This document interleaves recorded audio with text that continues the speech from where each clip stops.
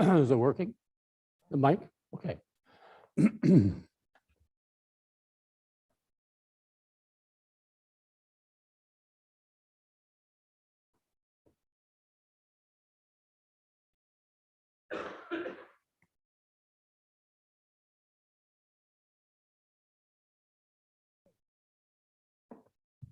All right, well, good morning. Now I move with this.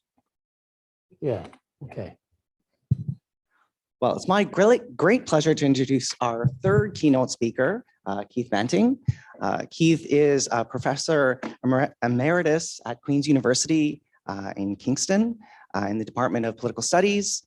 He is the director of the Multiculturalism Index Project. He's a world-renowned expert on multiculturalism and the politics of the welfare state. And he's here today to share some of that world-renowned expertise with us. Please join me in welcoming Keith.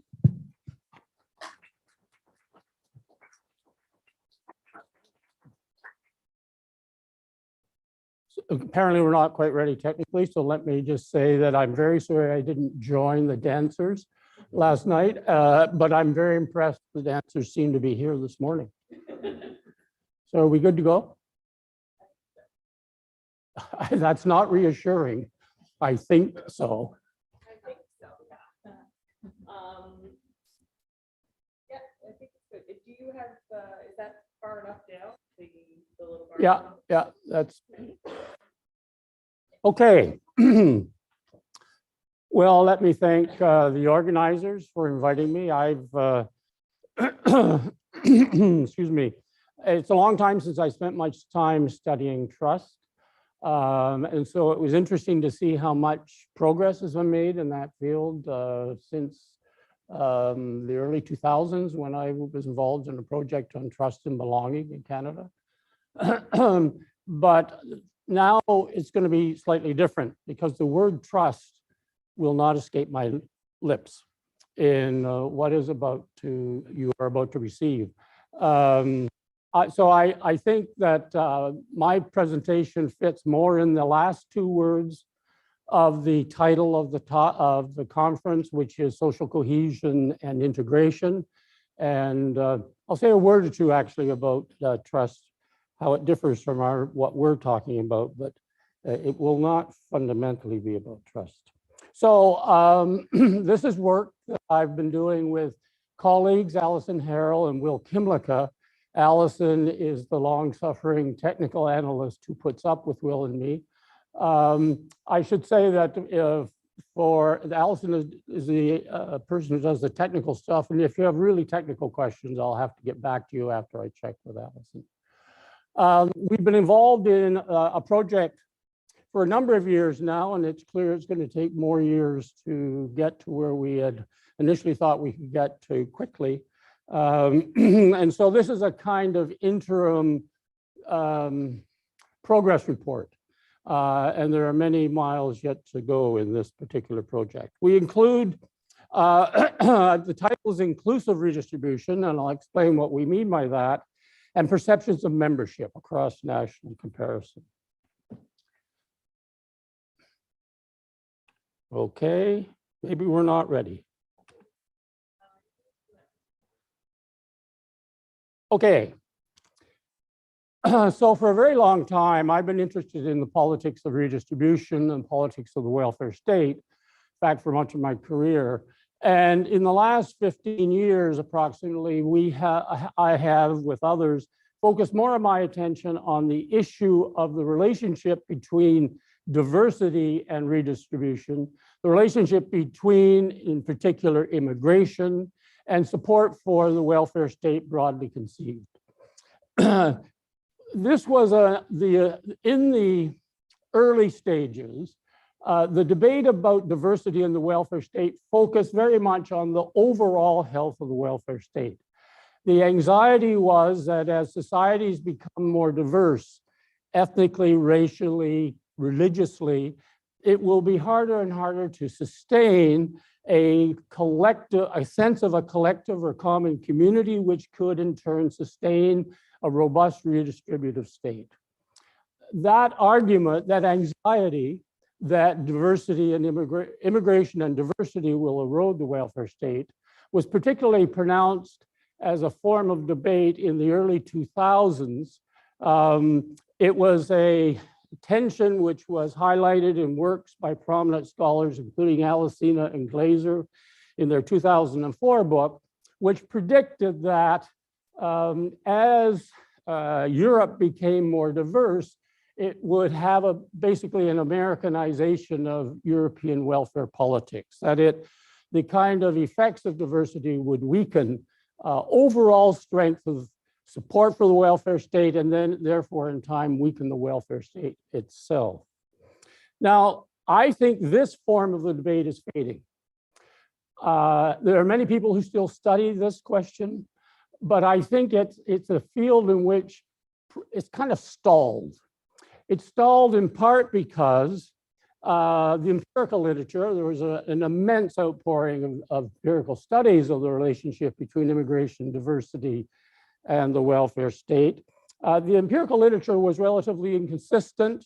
For every finding that diversity eroded the welfare state or immigration eroded the welfare state, there was a study that had null findings, or in some cases actually found that higher levels of immigration led to higher levels of social spending because these new arrivals needed higher levels of social support. So the findings pointed in almost equal frequency in opposite directions. Also, some people argued, look, the effects, whether they're positive or negative, are relatively small. This is not something which is going to be the defining feature of the future of the welfare state. And there's a number of, first two references I have there are to surveys of the literature, which come to broadly those conclusions. The last item, Soroka et al., was a paper we did. We actually found, our finding, we had built lags in, so we were interested in the relationship between what happens in terms of immigration levels in 1 year and then shifts in social spending 5 years later. So we built lags in, and we actually found a stronger effect of immigration on social spending. But even though we were one of the outliers, the effect in our case was simply to slow the growth of the welfare state. It wasn't to turn the pattern negative.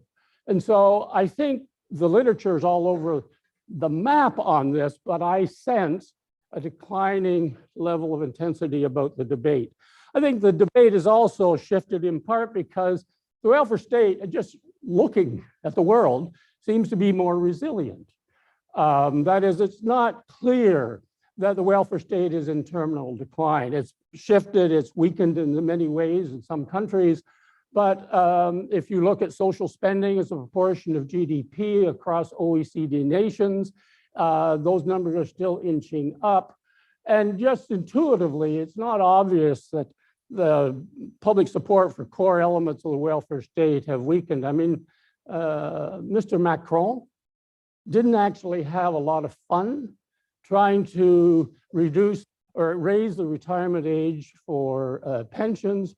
Clearly, there were a lot of inhabitants of France who are actually rather committed to the welfare state as it had been figured in that country. And so I think this first debate, people still debate it, but it's, I would say, stalled. And I think there's a new debate. And that new debate is where we've moved. And so we tend to think of it as the key debate. But this is the relationship between diversity and what we call inclusive redistribution. That is to say, we are interested in the extent to which immigrants and other minorities are included in the core elements of the welfare state, the extent to which they receive benefits on the same terms and conditions as does the majority population. This turns out to be an incredibly intense political debate in many countries. And I think it's an area where there's been less study, a less systematic study than in the past. Than on the first question, first debate.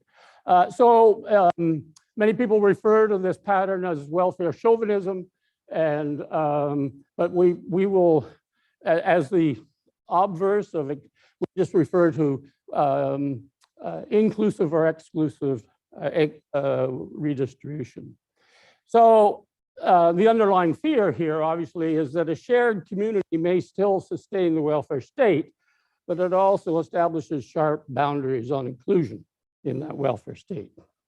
Now, we have now relatively good evidence, recently produced evidence, on the extent of this pattern of exclusion of newcomers or minorities from welfare benefits.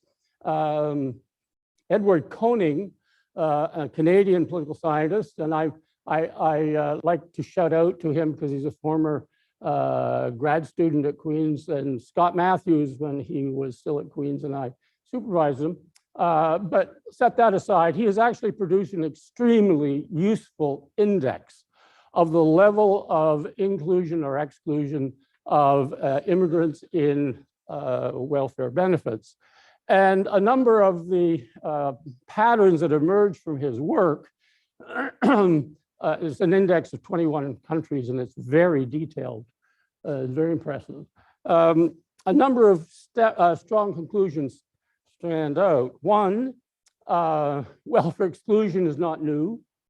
It's not a recent phenomenon. It's a historic phenomenon. The index goes back to 1980, and the level of exclusion of immigrants from welfare was higher in 1980 than it is in 2015, the last year in his index. But there has been there's a general decline, and then there's been a tip up in many countries in more recent years. The other thing that stands out is there's incredible variation across different programs and the extent of propensity to which states exclude newcomers. For example, many states, even some of the ones which are more exclusionary, tend to include immigrants in sort of employment-oriented programs that might help them get into the labor market.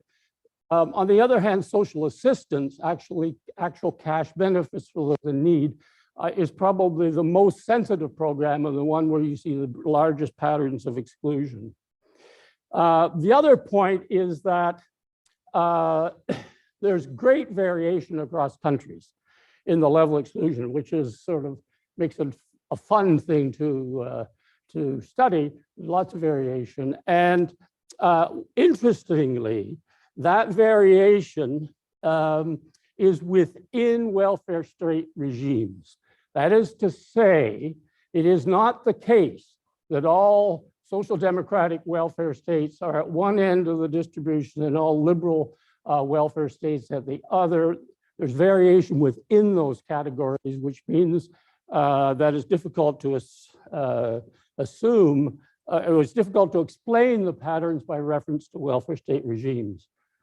So this is just a chart from Bilton Edwards Index, and this is on the his index of exclusion is the inelegant IESPI. So on the horizontal axis, you have the level of exclusion, and then on the vertical axis, in this case, it's the level of post-tax transfer inequality. That is, how equal is this society generally? And as you can see, there's a lot of variation, a lot of difference between countries. So in the bottom left, the country most inclusive is Norway, NO, and the most exclusionary over here is Austria. And those are two different welfare state regimes types, but if you look at Norway as the most inclusionary, you can see Denmark over here, clearly at the other end, towards the other end of the spectrum. Deals. I hope you don't find my description of Denmark troubling. And similarly, there's the pattern within liberal welfare states is diverse. So up in the top right-hand corner, you have the United States and the UK, but Canada is down here at the 30 point. And so there's variety within welfare states. And that's the point. There's no simple reading of inclusion or exclusion by simply talking about the type of welfare state. This is a similar pattern. Whoops, did it move? No, oh, sorry.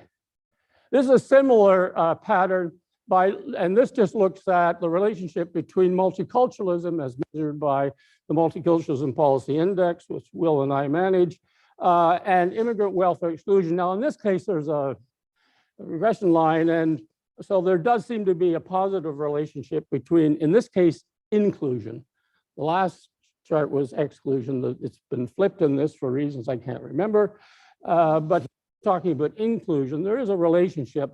But I think even in the case of diversity policy, there's still a lot of variation, which isn't easily explained by reference to these two types of institutional factors, welfare state regime and diversity policy on the other hand. So in that situation, we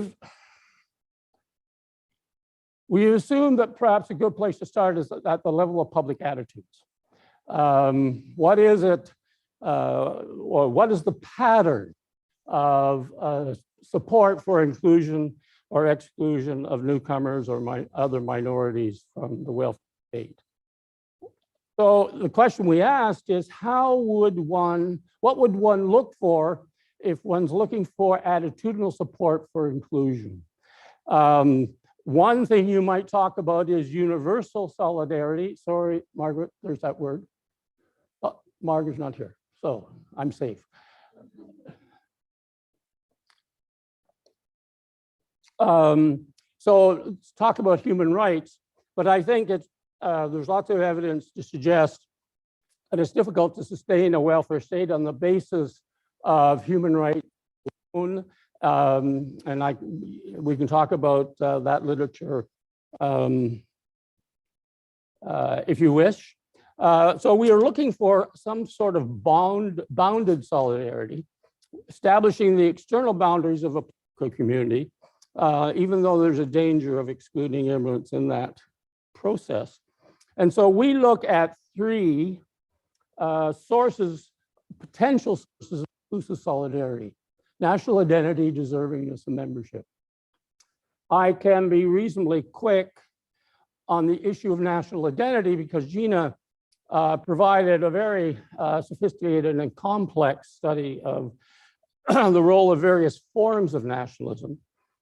For our purposes, a slightly more simple discussion, we focused, much of the debate focuses on the potential role of civic nationalism, or liberal nationalism in some forms, as a form of nationalism which is less exclusionary. It's rooted in political institutions and values, and many have argued it's relatively open to newcomers. This is now a highly contentious claim. There are clear limitations on civic nationalism or civic identity. The analytical distinction is not simple. Civic conceptions almost always, these political institutions and political values are grounded culturally, whether in a particular language or having particular attitudes towards the role of religion in political life. The evidence, the empirical evidence is pretty clear that the strength of civic identity is not reliably associated with support for redistribution.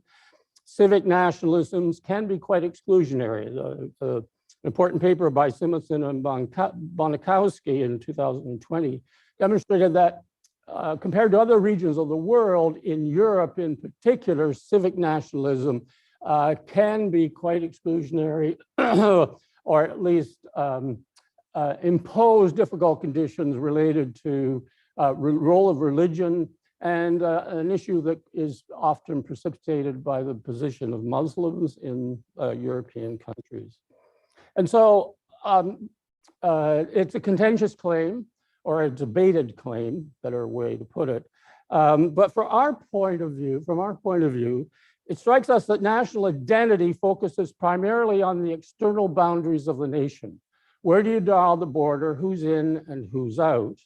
And that's important, but I think it's not, we think it's not sufficient.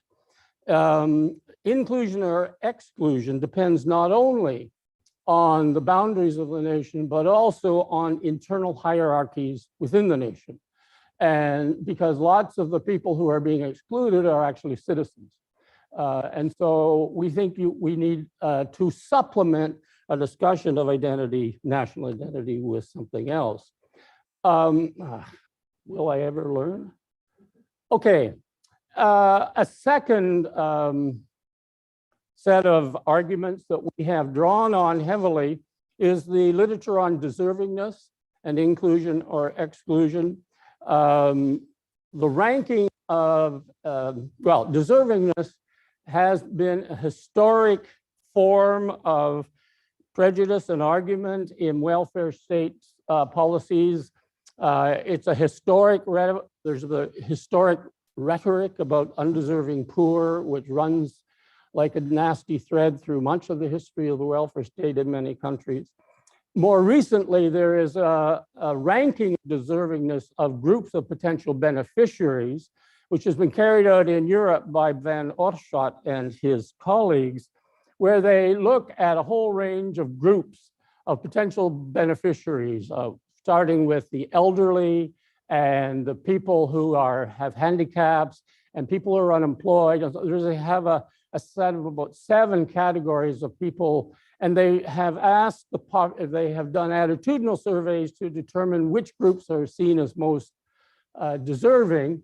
The elderly appear most deserving in almost every country, and without fail, immigrants are the least deserving in these sort of surveys.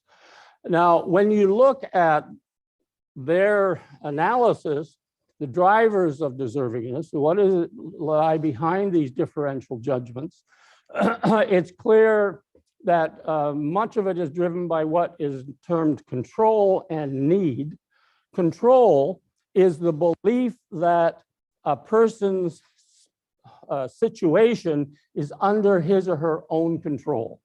And if you are poor or in trouble, it's because you're either lazy or you have made poor life choices. And so that's been historically an important part of the debates about deservingness and political rhetoric about deservingness. The Van Oorschot group has developed a more complex model, which includes both control and need, that is, how needy is this person, but also a number of attitudinal variables. And our approach is to build on that, but separate out the issue of control and need, which are about the economic situation of the person. And second, but to build on the social relationships component of their model. So finally, I'm getting to where we start.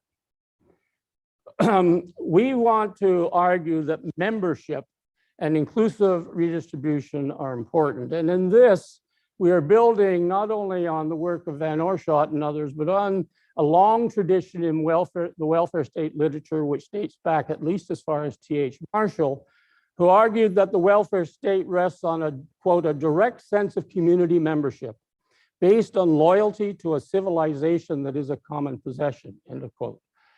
And our sense is that in more contemporary language, the Marshallian tradition is that commitment to a shared community sustains solidarity.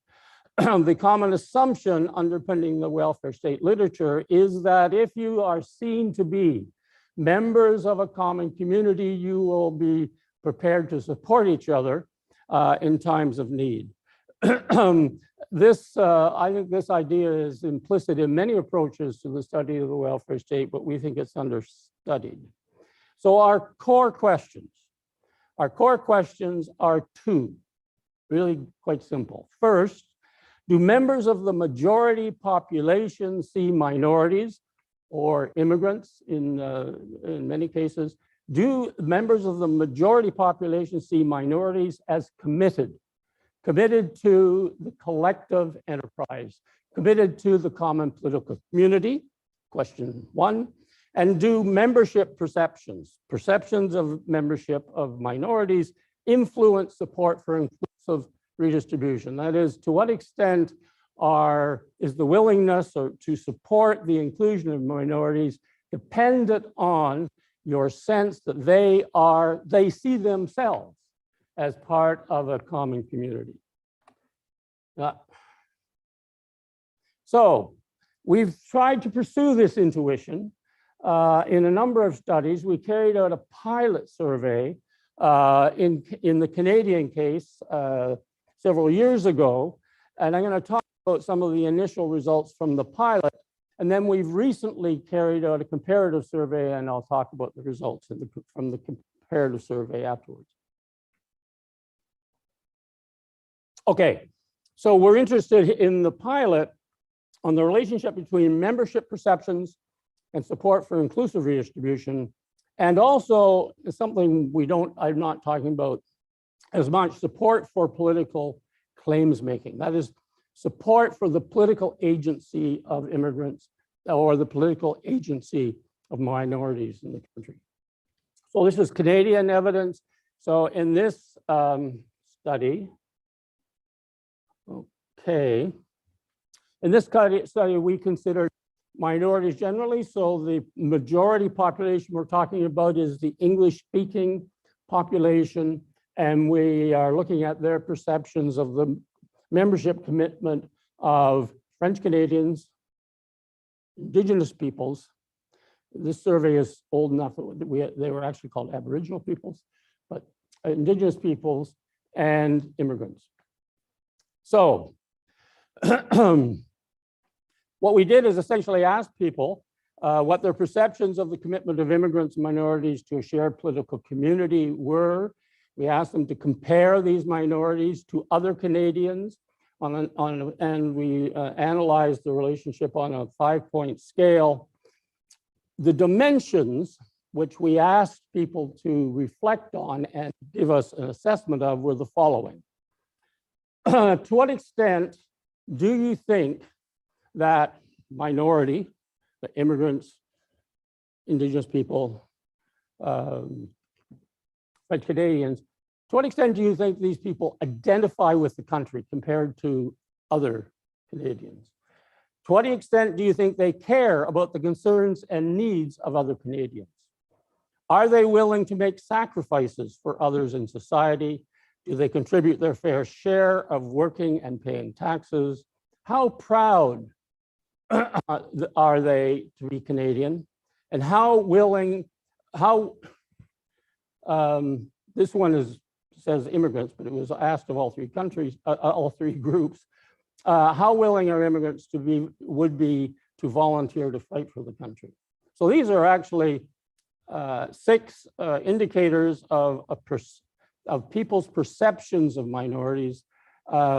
We've subsequently reduced the list to 4 because it's a bit cumbersome, but those are the ones we used in the pilot. Now, what was the result? How did English-speaking Canadians think about the minorities with which they share the country? Can you actually see this? Okay, so we have the results for all 3 groups. The important thing, which is obscured here, no, it's not obscured, is the 0 point. The 0 point is the point at which the English-speaking Canadians tend to think that these groups are the same as the rest of the population. And anything to the right of the 0 point would mean that the majority thinks that the minority is more committed in this dimension to the Canadian society. And anything to the left of the 0 point means that the groups are seen as less committed to the Canadian society. And as you can see, for all 3 groups, all 3 minorities, English-speaking Canadians' perceptions of these people are that they're all less committed to the society.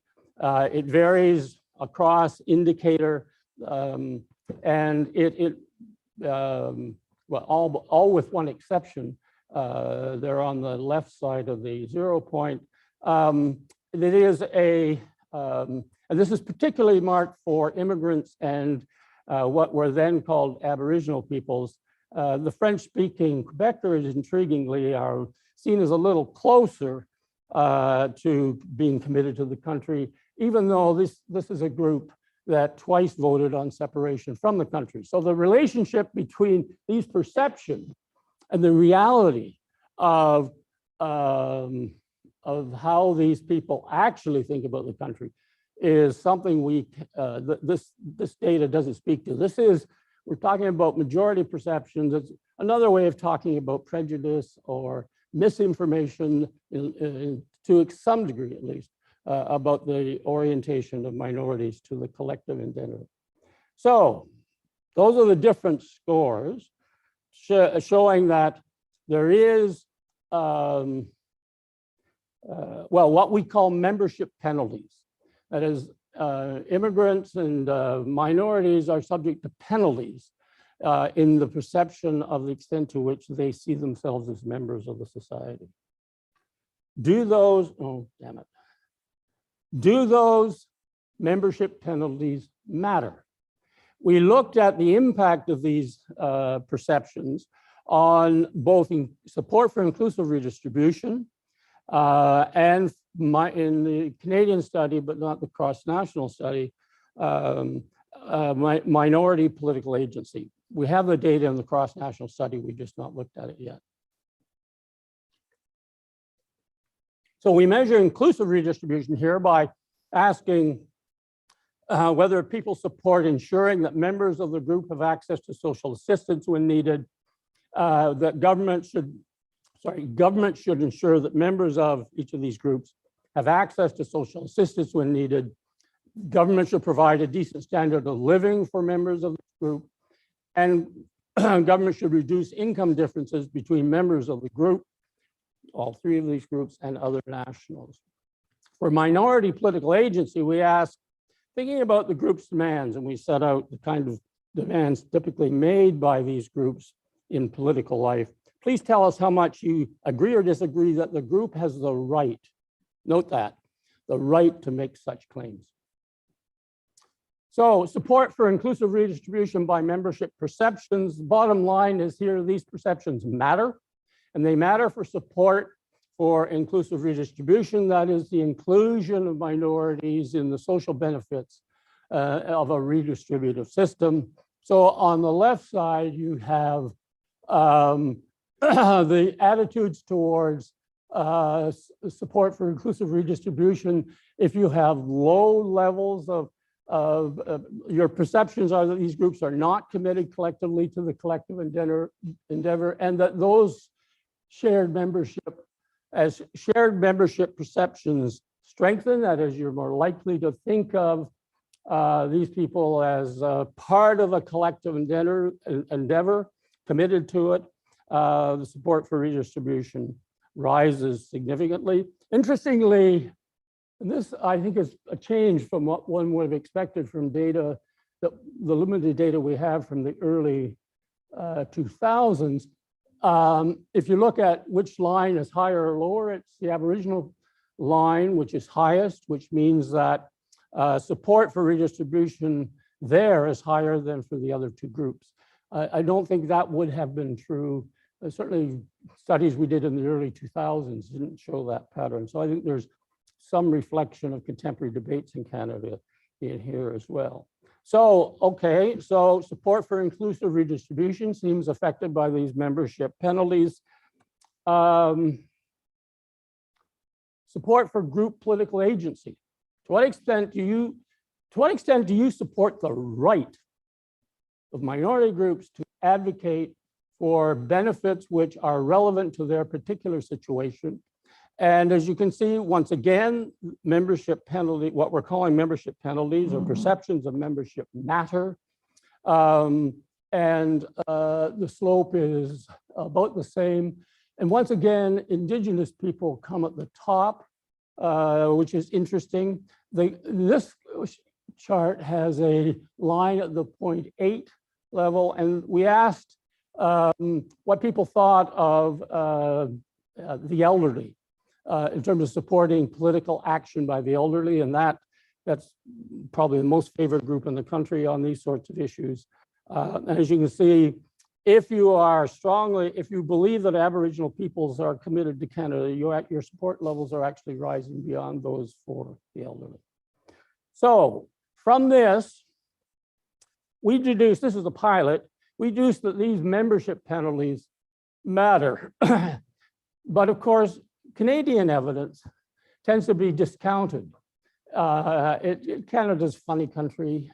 No one quite understands it internationally. And so we felt if we were going to have any effect on the larger debate about inclusion of minorities in the welfare state, we would need to look at comparative evidence. And so we went out and we have done that. I'm only going to talk about membership perceptions for support for inclusive redistribution in this part of the talk.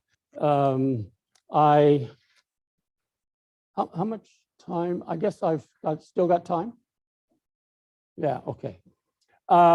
We do have data on support for political agency by immigrants. The comparative study is solely about immigrants. In the first instance, and because it's easier to study that issue cross-nationally. Okay. So the survey, the data. We conducted a survey in 7 countries. We conducted this between September 2021 and July 2022. We're still just digesting it. The 7 countries were Canada, the United States, Great Britain, Italy, France, Sweden, and Denmark.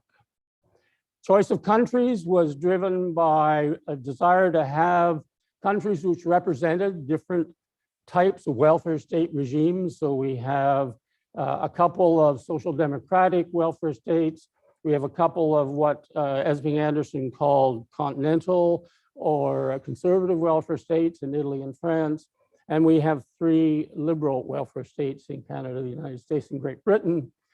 We also have countries with very different immigrant communities in terms of the size of the immigrant population, the origins, whether this was a long-standing historical relationship rooted in empire originally, or whether this was something that had emerged more recently in the lives of people of a particular country. So we have considerable variation on the size and origins of immigration. And the histories, I think, vary across these countries. The analysis I'm going to talk about is simply an analysis of the attitudes of majorities, and we excluded the foreign-born from analysis. I should say, because we're basically insecure people, we invited colleagues from each of these countries to collaborate with us, helping to make sure that the survey actually made sense in their countries, helping with translation, helping us with interpretation. So a shout out to Rob Ford, Gina Gustafsson, Pierangelo Esterni, Christian Albert Larson, Sergio Martini, Matt Poloco, and Stuart Soroka. Okay, so we used the same indicators of membership that I discussed earlier, the same 6, are to get a sense of whether the majority population believe these people are committed, are engaged, see themselves as part of the community. So that there's a kind of reciprocity inherent in the welfare state relationship. So here are the average numbers. So there is obviously variation across countries in the average immigrant membership by country. That is the perception of the majority of the extent to which immigrants see themselves as members of the country. It's below the 0 line, so it's a penalty, a membership penalty in every country. And you can see the 3 countries on the left in the Anglosphere are higher levels. Strikingly, the 4 European countries are remarkably similar. I think the biggest surprise in this chart, which we're still trying to think through and which you may be able to help us with, is the United States.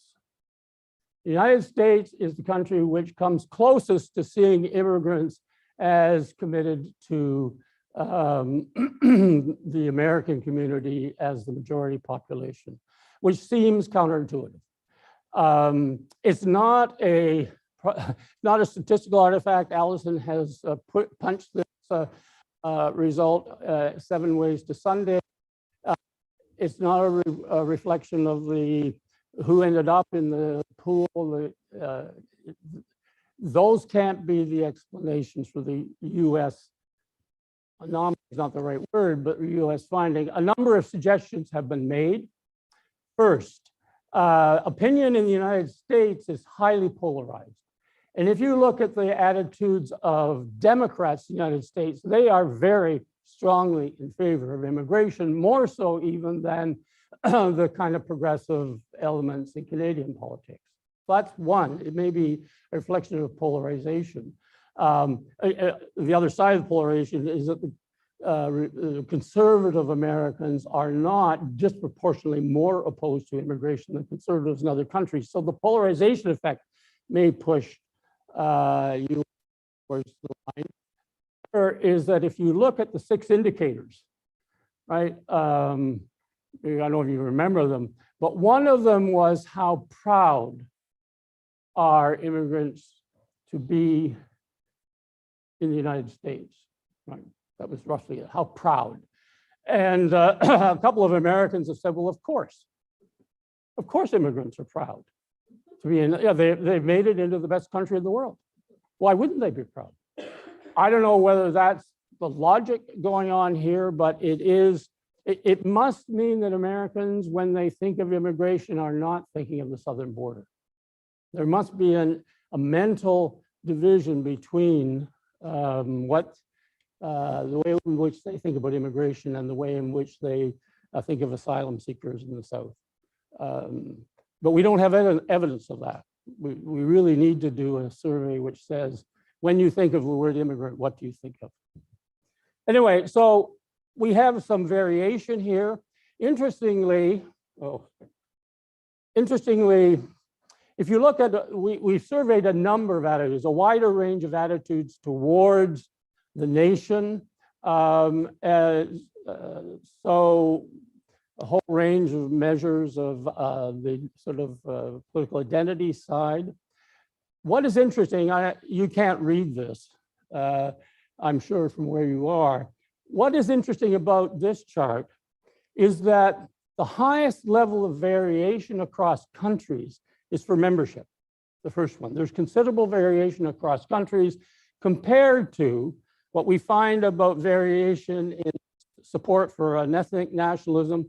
It's virtually identical across countries. Civic nationalism is much higher in all of these countries, and it is incredibly similar across countries. National ID in this case is this the strength of the national identity. It's also relatively similar.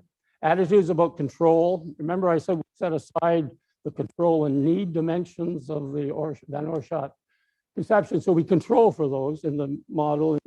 Attitudes towards all of those are very similar.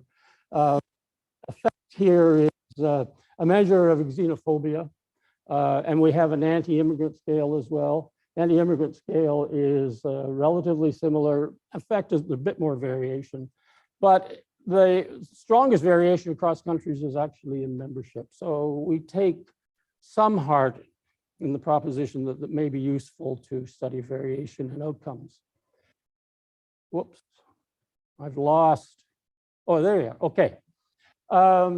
So once again, we're interested in the extent to which there's popular support for the inclusion of minorities. Well, popular support for redistribution generally, and popular support for the inclusion of minorities in the redistributive system.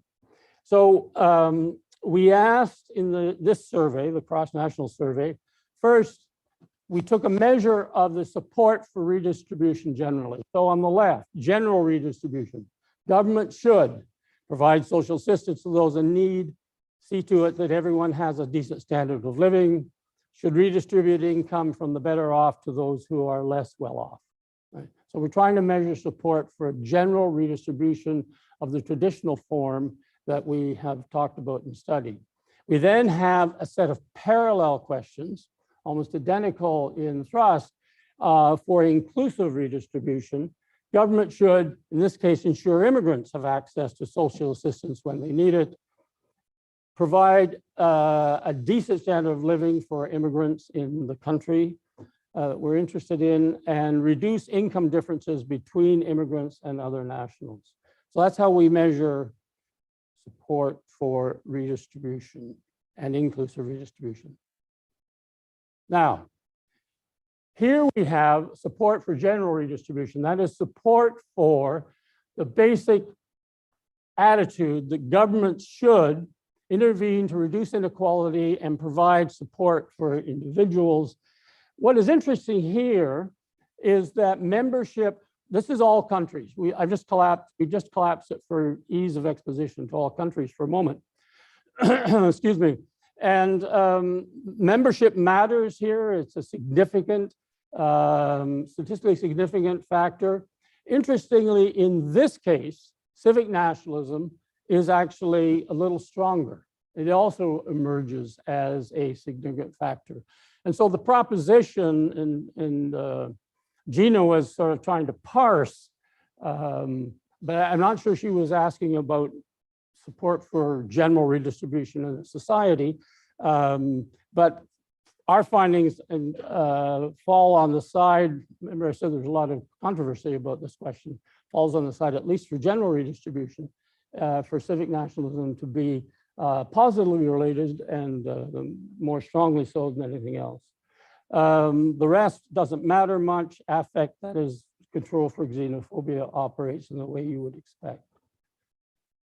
Now, inclusive redistribution is different. Here we have average marginal effects for a number of indicators of support for inclusive redistribution. That is the willingness to support the inclusion of immigrants into the redistributive structures of the contemporary state. In this case, we included as a control support for general redistribution, because otherwise we might be inflating the role of membership because it would be absorbing some sort of general sentiment about redistribution broadly defined rather than simply about redistribution towards minorities or immigrants in this case. And so you can see the general redistribution actually is perhaps the strongest, but membership here is equally strong. It is stronger than in the case of general redistribution. Civic nationalism fades here. So it's not as strong a contributor to support for inclusion of minorities in the welfare state. And control and ethnic nationalism, in the first one, ethnic nationalism was actually positive. It was weakly positive.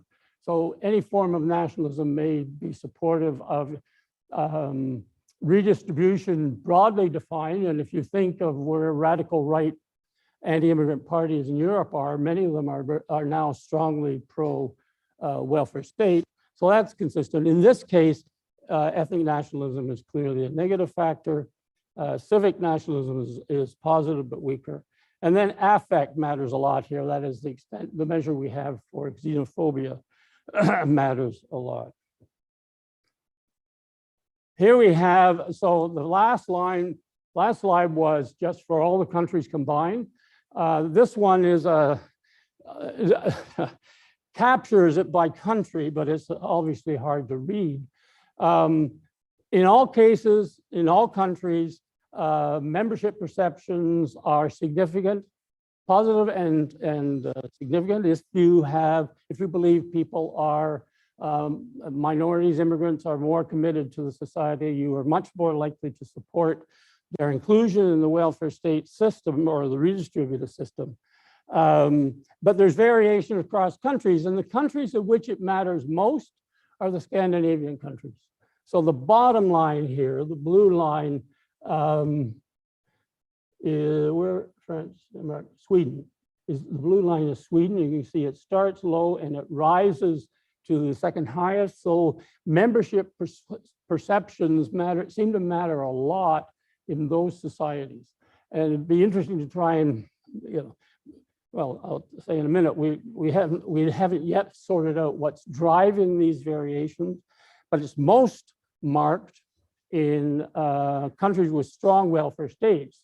And so perhaps the extent to which you believe immigrants are committed to the society matters more in a welfare state that's more generous. That's one way of thinking about it. The country in which it matters least is Canada. And so maybe following the logic, maybe if you have a weaker liberal welfare state, it matters less how confident you are that minorities see themselves as part of the Canadian project. Okay, so that's the core of the evidence. We also did a social media profile experiment. Do I have time for this? What time am I supposed to wrap up? Pardon me? Another 15 I could go up for? Okay. I was uncertain whether to present this because this hasn't been written up yet, but it's sort of different. So this is a social media profile experiment that was embedded in the survey in 4 countries: the United States, Canada, Great Britain, and Italy. And I have forgotten why those 4. This is where Allison should be sitting right there. We were interested in immigrants and having a Twitter profile. And that profile varies by the race of the individual who's in the profile, Black or white, and we chose South African because South Africa is a country in which you could equally plausibly have an immigrant who is either white or Black. So we're trying to get at race. Employment. The characters I'll show you in a minute, are either employed or looking for work. And the commitment cue, the cue that we're using to ask about or getting at majority perceptions of commitment of minorities, is that they're running a GoFundMe campaign. And they're either running that GoFundMe campaign to support a problem in the host country, that is the country where they now live, or whether they're running a GoFundMe campaign for their country of origin. Calls it home country here, but it's really country of origin. Are they running a GoFundMe campaign to support people in the country of origin? Or are they running a GoFundMe campaign to support their personal needs? You know, the person, as you'll see, had a car accident and needs help. So here we are. This is how it's presented. This is a new world for me. So I gather these kind of emoji characters are what are often used. So we have 3 people. Oh, sorry. For those of you who have not been involved in this world, we give one of these to 1/3 of the population. So no one gets more than one, and you get one of these 3. So you can compare what the group of people who got the first one thought compared to the other 2. That's why it's called an experiment. So that's a very inelegant description. So we have Neil Specker, who is a white South African, dad of 3 girls and a football fan. He's employed as a mail carrier at Canada Post, or if this was run in 4 countries, so it would be the mail carrier in the country that in which it's been run. Then we have Nkosi Bull, South African, dad of 3 girls, football fan, former mail carrier, looking for work. And then we have Nkosi Bull, and he's South African born, dad of 3 girls, and football fan, mail carrier, once again. And then the three GoFundMe campaigns. Niels is looking for support because of a campaign to help him repair his car. As you see, his car is broken.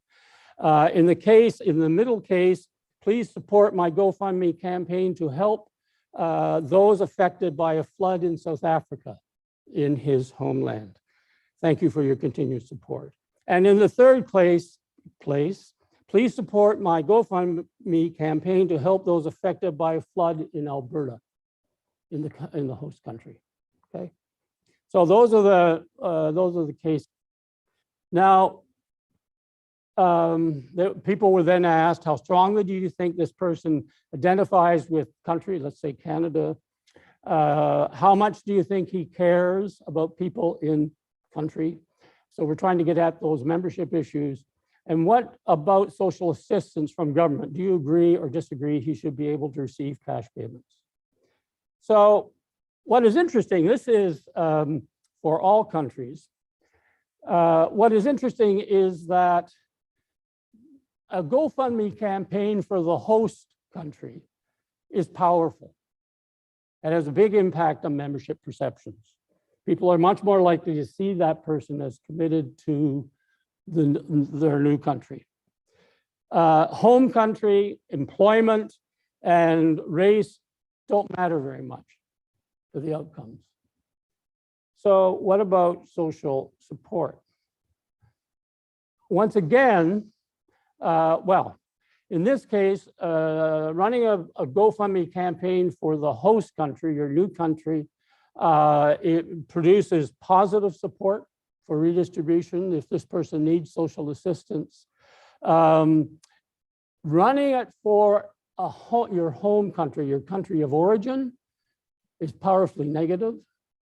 It weakens the sense that you are a member, you're a committed member of the home country, of your new country of origin. And whether the person is employed or white doesn't seem to matter very much. Now, I'm not a specialist in the, I don't know a lot about how one should interpret survey results like this, experimental results like this. But I do find the results troubling. Let's assume for a moment they're useful. And there are people in this audience much better at sorting that question out than me. But think of the Haitian community. Those of you from Canada, think of the Haitian community in Montreal, right?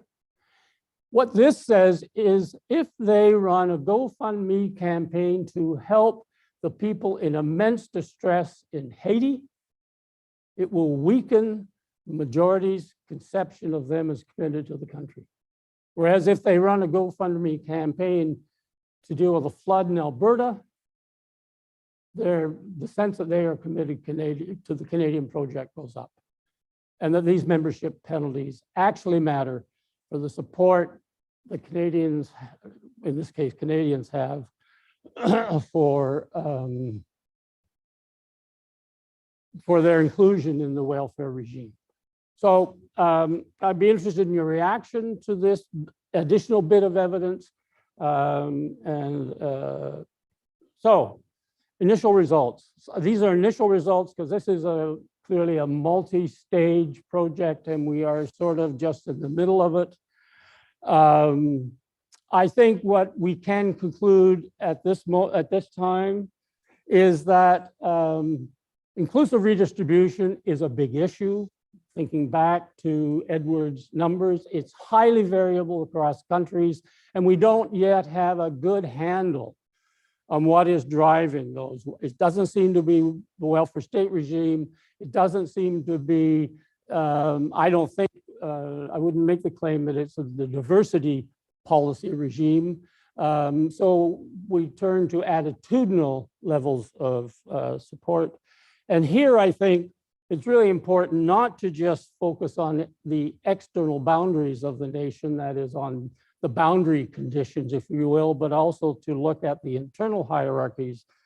And we think that the idea of membership penalties is useful. And that's that one has to. This field is conceptually crowded. There are a whole range of ways and concepts people use to try and measure the willingness of people to be supportive of minorities, the attitudes towards minorities, the attitudes to immigration. This is a conceptually crowded field. We think membership penalties actually is a useful addition to the conceptual arsenal or inventory that we have. We think that immigrants, on average, are viewed as less committed to the host society. That is, that they face a membership penalty. Membership penalties are strongly correlated with support for inclusive redistribution, and in the Canadian case, with support for the right of minorities to advance political claims, to advance their own situation. Now,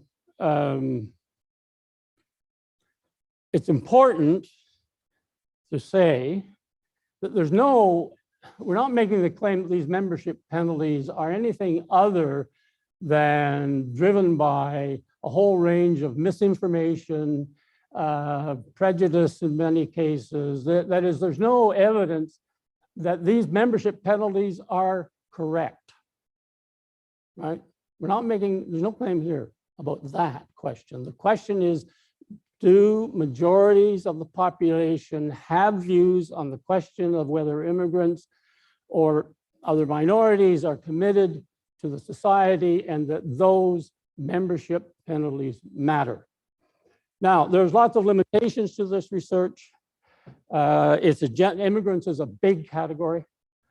And downstream, we will be working on variation. We have data where we can do this analysis with Muslims, or in 3 countries with the Black community. So there's probably diverse conceptions of immigrants underlying much of this. And of course, we have not yet started on the really tough explanatory issues. What are the factors that lead native-born citizens to view immigrants as more or less committed? And why do membership penalties vary across countries? Those are the next 2 steps in this long trek, this long march. So our next steps, as I just said, was to look at specific minority groups, to try and understand reasons for variation. There's a bunch of experiments built in, a social media profile experiment, which tries to get at whether signals of commitment shift attitudes towards redistribution. And there's data on response to political protests by minorities. Now, obviously, there are big normative issues here. No one would claim, we certainly don't claim, that membership is an appropriate basis for the allocation of social benefits. I just have to say that, because sometimes one is misunderstood. There's no, clearly entitlement, a legal entitlement to benefits is the way in which these things should be managed, not obviously this is an inappropriate way of thinking about social benefits, but I think, I would argue, I think we've made the case that it's important, if nothing else. And then, of course, at the very end of this long march, there's the issue which we really started on, which was, do political institutions and do structures of public policy matter? Can there be a role for things that could be changed? Institutions, policy orientation are the easiest things for governments to change, to try and nudge these membership penalties towards a smaller version. So thank you. Those are some of if anyone's interested, those are some of the papers that have emerged so far. And I'd be interested in your reactions and questions. Thank you.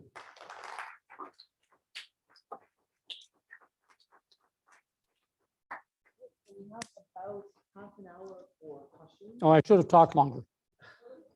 So we only have one mic, so I will use my voice and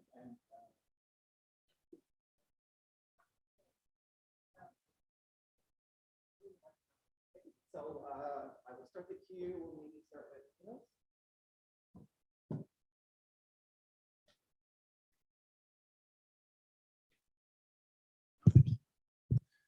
Thanks, Keith. So I have, I guess, one question and a comment.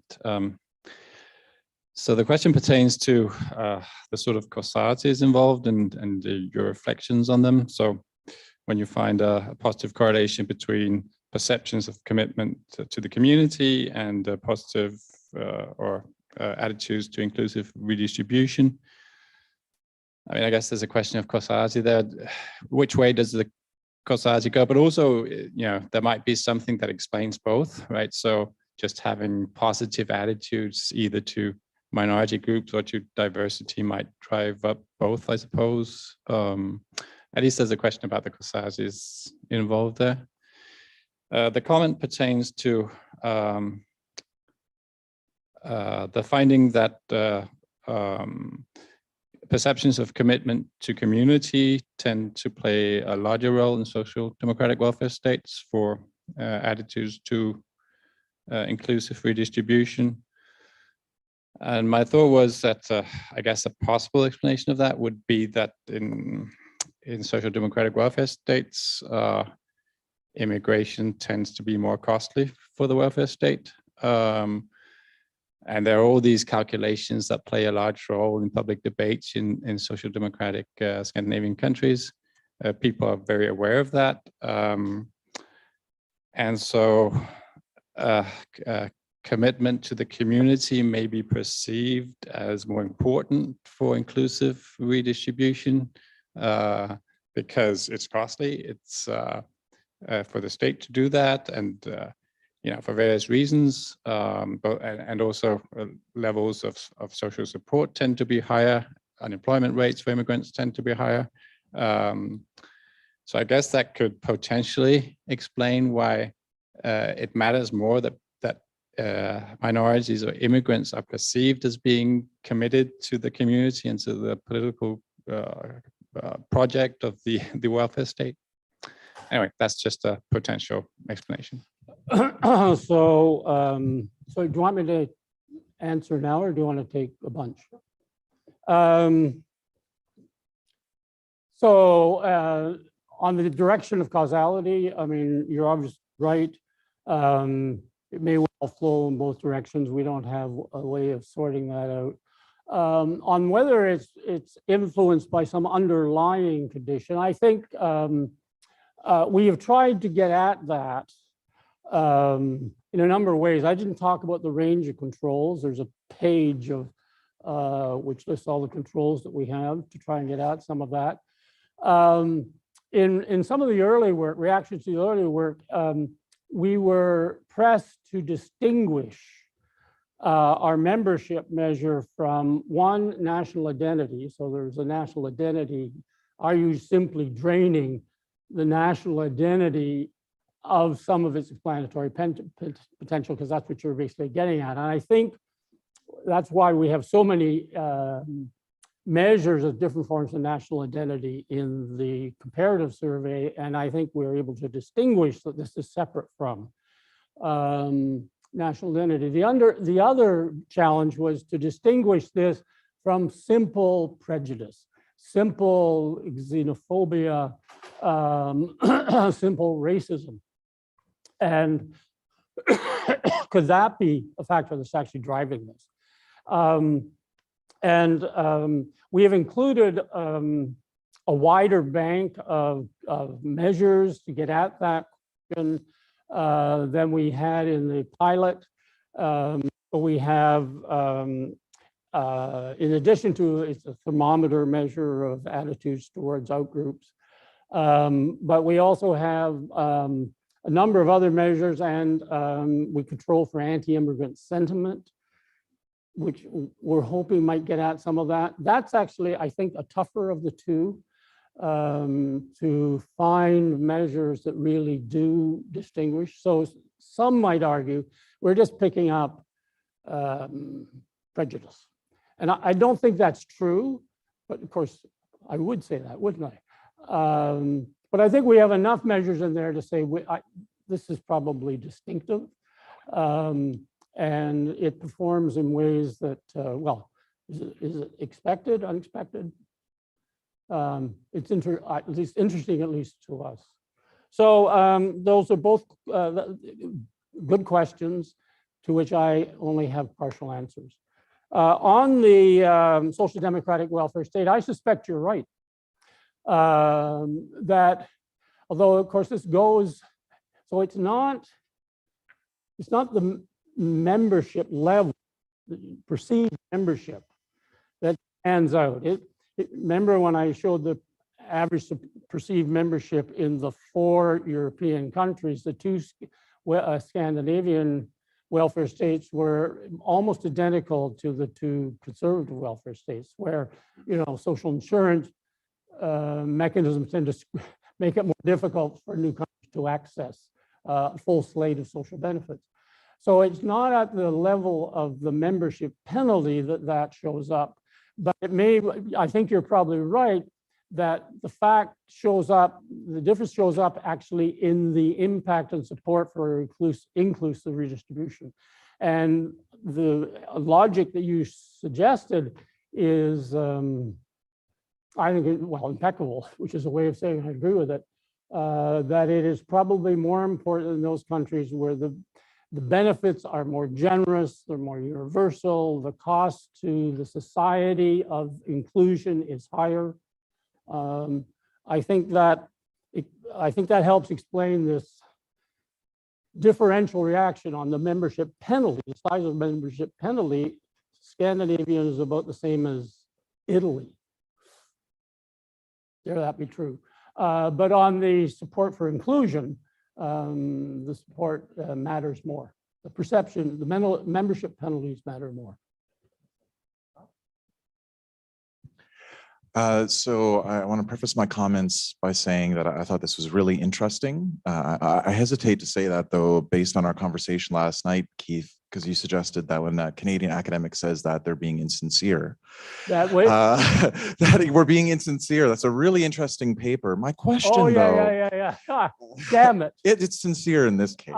Scott, you do start by saying this is really interesting. It's Have you thought about fascinating, X? fascinatingly interesting.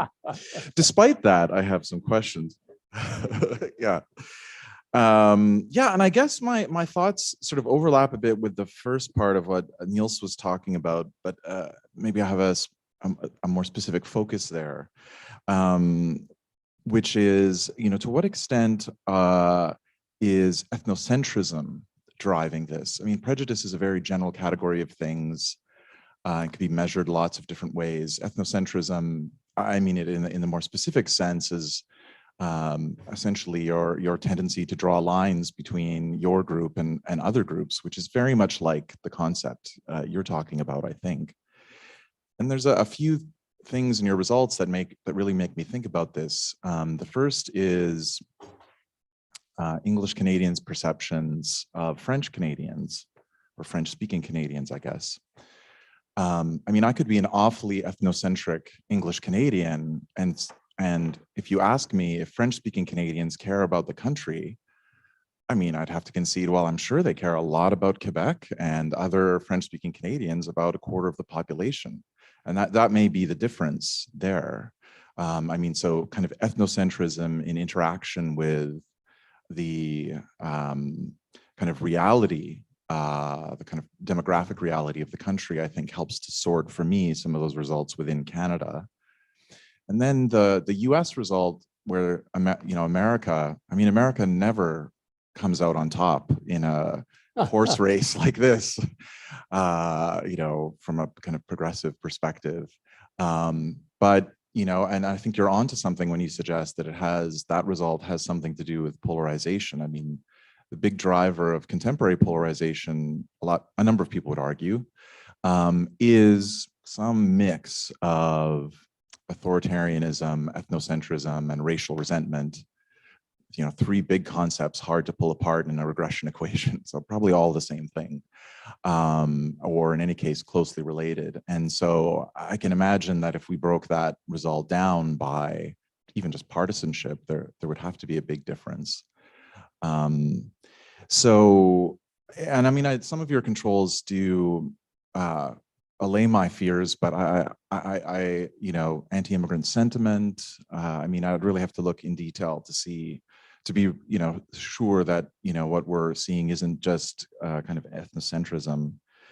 So maybe you could talk a little bit about my comments there, as interesting as this is. And then the other just quick question I had was, I was kind of surprised by the measure of your dependent variable, because it's so much about just redistribution as such. It's almost they're almost double-barreled questions. And I acknowledge that you control for general redistribution, but why wouldn't you also just ask a question about,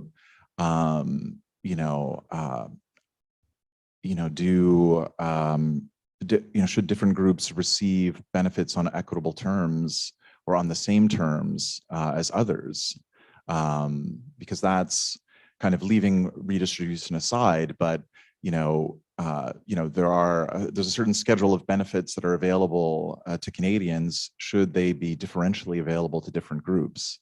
That seems to me what inclusive redistribution is about. And because you're not, because if when in the questions that you're asking, you need to control for general redistribution because they're about redistribution as much as they're about inclusivity. So I'm not saying that it's not instructive, that the results aren't instructive, but have you considered asking more directly about what it seems to me is the core of your interest, whether the benefits that are being made available should be made available to everyone?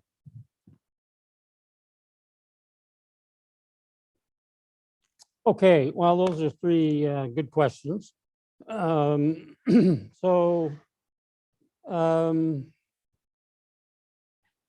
we just picking up ethnocentrism? I'm not sure how one can be 100% sure, right? So all I can say is that we have now we have added a significant number of factors to try and get at that. So in addition to the thermometer which is a measure really of xenophobia, I think, we do ask whether this person has anti-immigrant sentiment as a separate control. We talk about religion. We have controls over religion, both religiosity and religion itself. We have, then we have income, which is probably less relevant here. So,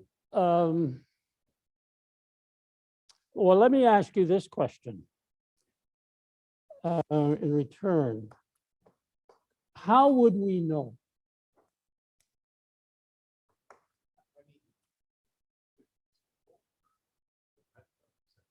Well, I think we have done that with the thermometer.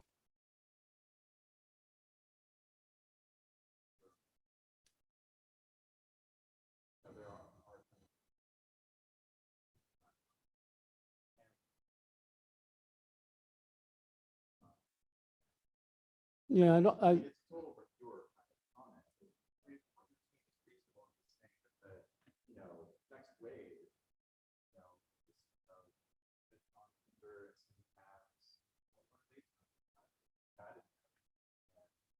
we may have those indicate. Allison is really the person who should be answering this question for you. I don't know that we've used all of the potential controls that we have. And in the Canadian pilot, we had a problem that it was difficult to get a single set of indicators which would deal with such diverse categories. So you couldn't use the measures of anti-Black sentiment that have been developed in the US because we weren't talking necessarily exclusively about Black population. So I think that's why we ended up with more general controls like the thermometer scale and anti-immigrant sentiment. So I'll talk to my colleagues. I'll talk to Allison and get back to you. I mean, there's no question from the very beginning, the challenge has been to distinguish the category of membership penalty from national identity on one side and what you're calling ethnocentrism or just dislike of social outgroups. And we have tried to do both, and we strengthened in the comparative study the battery of controls. So whether we've got the right ones, I will talk to Alison about your suggestion. We have about 15 minutes left. So So short answers from now on. No, you can speak as long as you want, but Oh, I didn't answer. if the question givers could maybe limit themselves to one Differentially question available. or comment and be as brief Yeah, I as disagree on differentially available or uniformly available. Sorry. I had two questions. My one question is, so you had this battery that you tried to you had 6 indicators, which you've now narrowed to 4, by how you try to measure membership perceptions. But then you didn't seem to have a control of how the majority perceived itself. So you said, oh, how thankful are people to be a part of the nation? And then you just had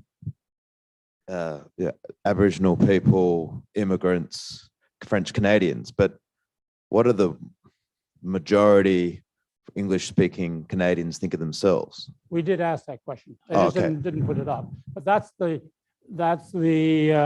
point of comparison for the perception. Right, of the okay, minority. it's good. So I was hoping to have 2 questions because I thought that'd be an obvious.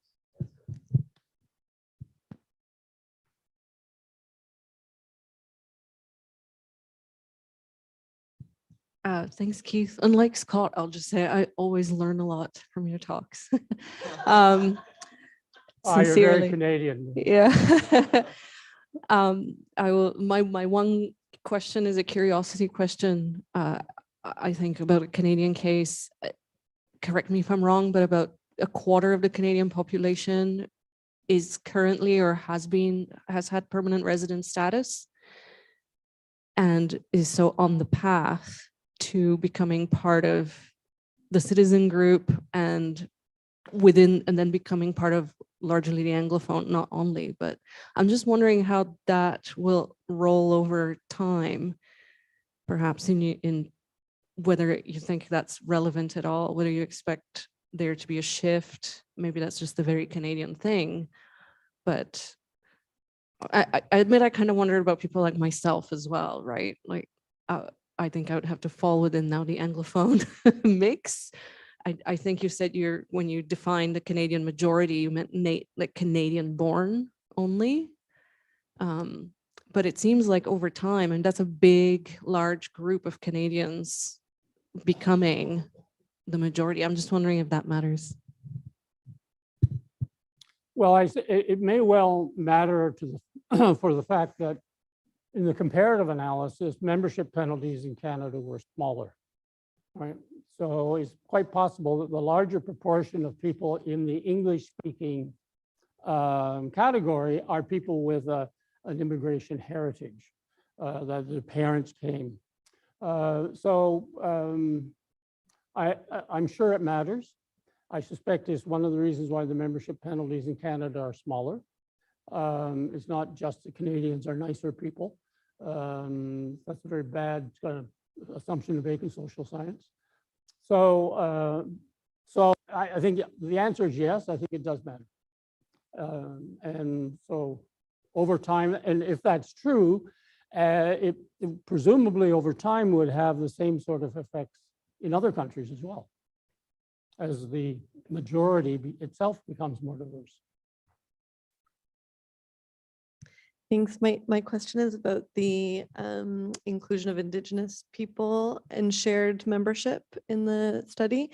And when you found that there was kind of more of a correlation lately, at least, between support for redistribution, especially for Indigenous communities. And I was curious, taking Demetrius's paper yesterday on the duty, like to reform perhaps, and a duty to build social cohesion.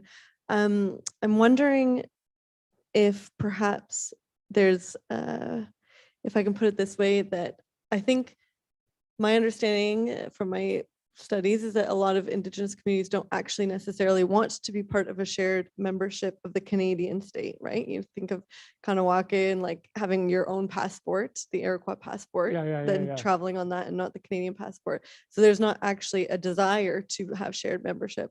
And that I think the change that we've seen lately is not about, well, let's recognize Indigenous people as Canadians, but let's recognize the history and the root causes of why there is inequality, and therefore we might have more of a duty to have inclusive redistribution because of the root causes of the current status. So I wonder if there's actually something else happening there that's not about shared membership, but about, so the question comes to the policy question you added at the end, that maybe the policy aspect is not to try to increase shared membership, but actually to help Canadians understand the root causes of the poverty in order to support inclusive redistribution.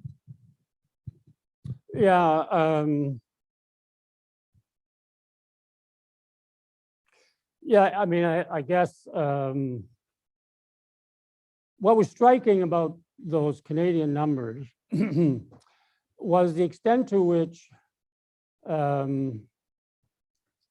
like there's two historic minorities, let's call them that, the Indigenous peoples and the French Canadian population were seen as committed to the Canadian conversation as immigrants, right? I mean, one might have, if one looks at, one just looked at it straight, you know, what would you anticipate? You might anticipate people saying, well, immigrants historically have shown a desire to integrate into the majority population, and you know, on all the sorts of indicators we used to use, are close, you know, move quickly towards Canadian majority norms. But the relationship with historic peoples, French Canada and Indigenous people, are the ones which have been most difficult, and one might have anticipated a majority population saying they're less committed. They've been here a long time, but you know, they have different national agendas. In which case, you would expect there to be seen as less committed, but that wasn't what happened. Basically, French Canadians were seen as most committed to the shared project. Indigenous and newcomers, that is immigrants, were seen as broadly similar. So the results were kind of counterintuitive, or at least difficult to explain. I would start there. Now,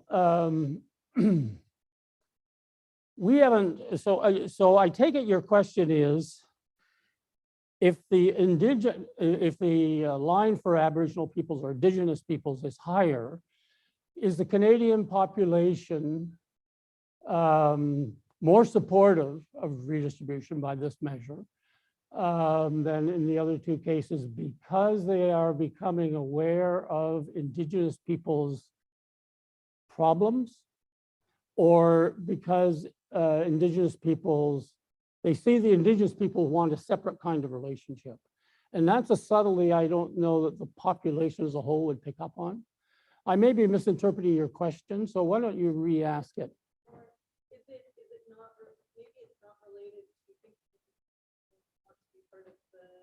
Maybe it's not related to thinking Indigenous peoples want to be part of the Canadian national project and nation state, but rather Canada coming to terms with the fact that we live in this diverse society and where structures of inequality have created, and the history of colonization in Canada have created inequalities. And therefore, to use the words from Dimitrios's paper yesterday, we have a duty to provide inclusive redistribution. So it's not about shared membership, but rather like a historical duty to redistribute. Well, you have to separate. This data won't answer that question, right? So because the reality is we asked about membership, we got an answer about membership and the perceived membership. So if we had asked questions about these two interpretations of what is involved, we'd be able to answer that question. But I can't answer that question or the majority population that we asked it of.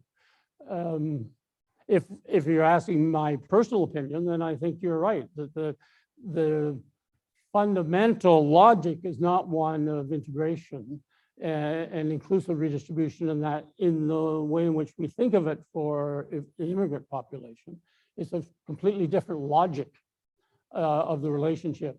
And we didn't really get at that. So we have 5 minutes, or I'm adding 5 minutes and taking away from your break. So if we could have Volker's question and Halle's question, if you could just share them with us, and then maybe you can talk about it with Keith over the break. That's now shorter. Sure. Keith, so I go quickly back to Scott's question, because it seems a little bit that you risk also that the dog is biting. Sorry, sorry, Volker, here, yeah. right. So because if the people you are questioning about your attitudes towards minorities, right, they're basically xenophobic and racist, as it may be the case in Sweden, well, Italy, France. So are in the case of Canada, so you had, you almost extinguished the indigenous community right now. How can you expect them to be part of, be a member of Canada? I mean, who actually wanted? So, and it's a little bit the same about in Europe, like, right? So you have most of the population has strongly racist attitudes towards African migrants, let's say. So how can you expect them then to think that those migrants are member of? So that's a little bit how you go about that, right? That probably in those attitudes, that the attitudes of the majority population themselves are the reason why those minorities do not feel to be member of the nation. I'm sure, sorry, do you want me to? Okay. Hi, just really quickly, I was just wondering about whether or not the respondents' attitudes towards themselves were measured in terms of understanding themselves, whether or not they think they are immigrants or not. I think this, especially in the case of the US, because of sort of the national sort of story about everybody being an immigrant. So I was just wondering if it was specified, I'm sure it was actually, but if it was specified, whether the respondents themselves think of themselves as like historical immigrants to the country. I was wondering if that might affect it. Sorry, if the majority thinks of themselves as immigrants. Yeah. Yeah. Especially in the case of the US, I think, Yeah, yeah. because of the sort of story that a lot of people tell in that case, but yeah. Yeah. So to answer your question, we did not measure immigrants' attitudes towards the majority. We didn't measure the extent to which immigrants want to become or to be seen as part of the national project.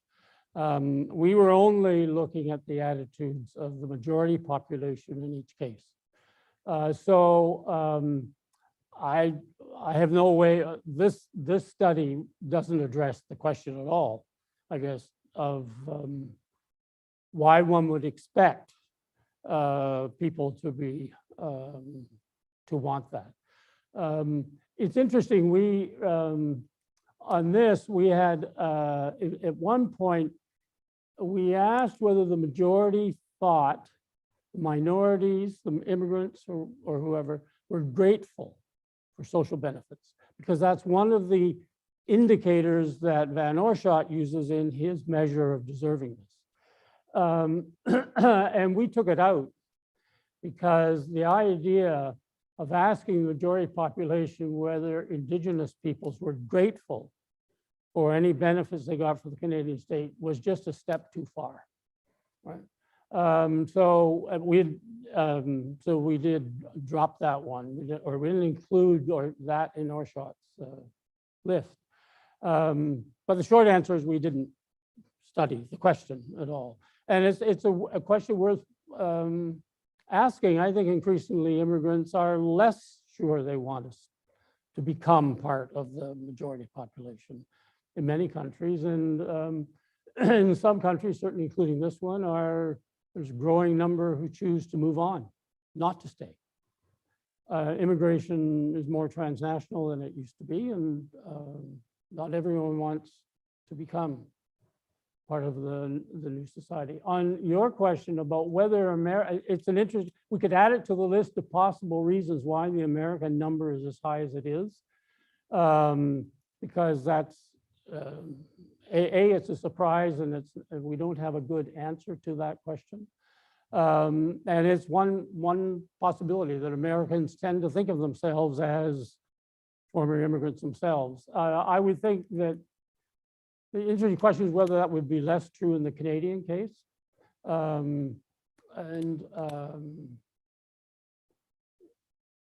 I think that would vary from parts of the country. I'm not sure that Quebecers see themselves that way, but I think many English-speaking Canadians probably see it that way.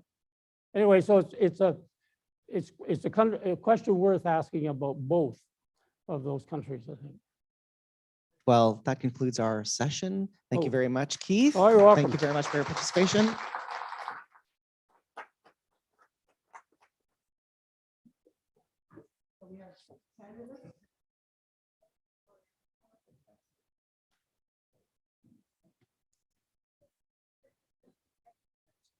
Yeah.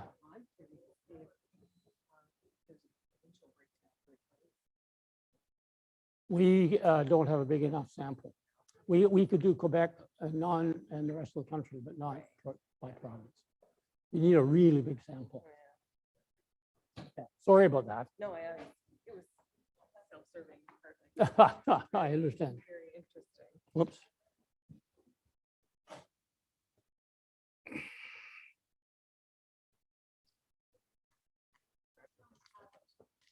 Pardon me? I'll take your microphone. Oh, yeah.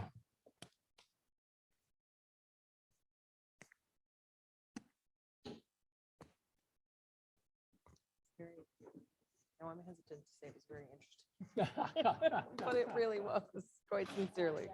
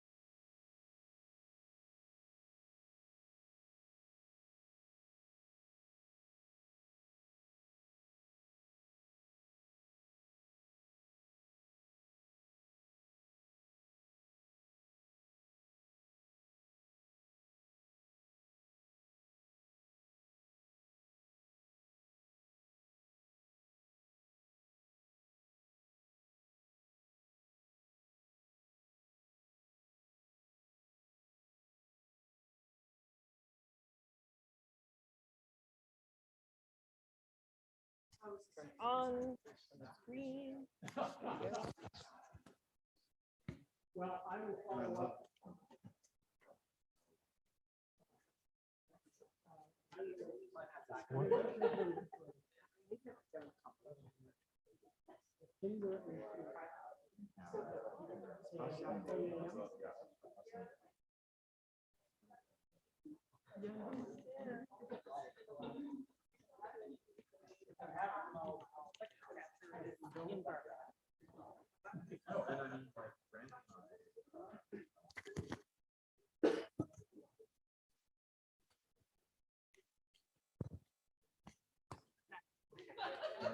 More?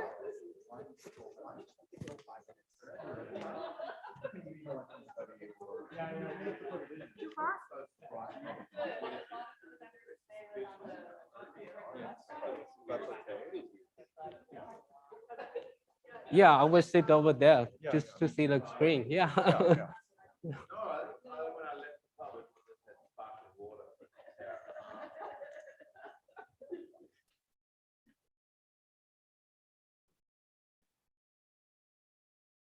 Welcome back, everybody.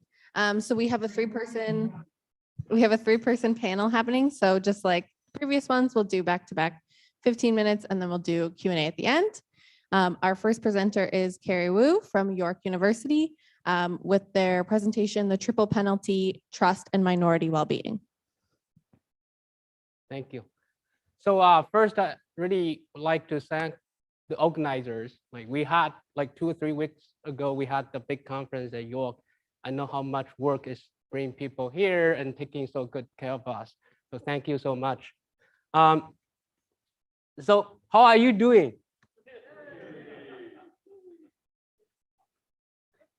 Okay, next question. On a scale of 1 to 10, how are you doing?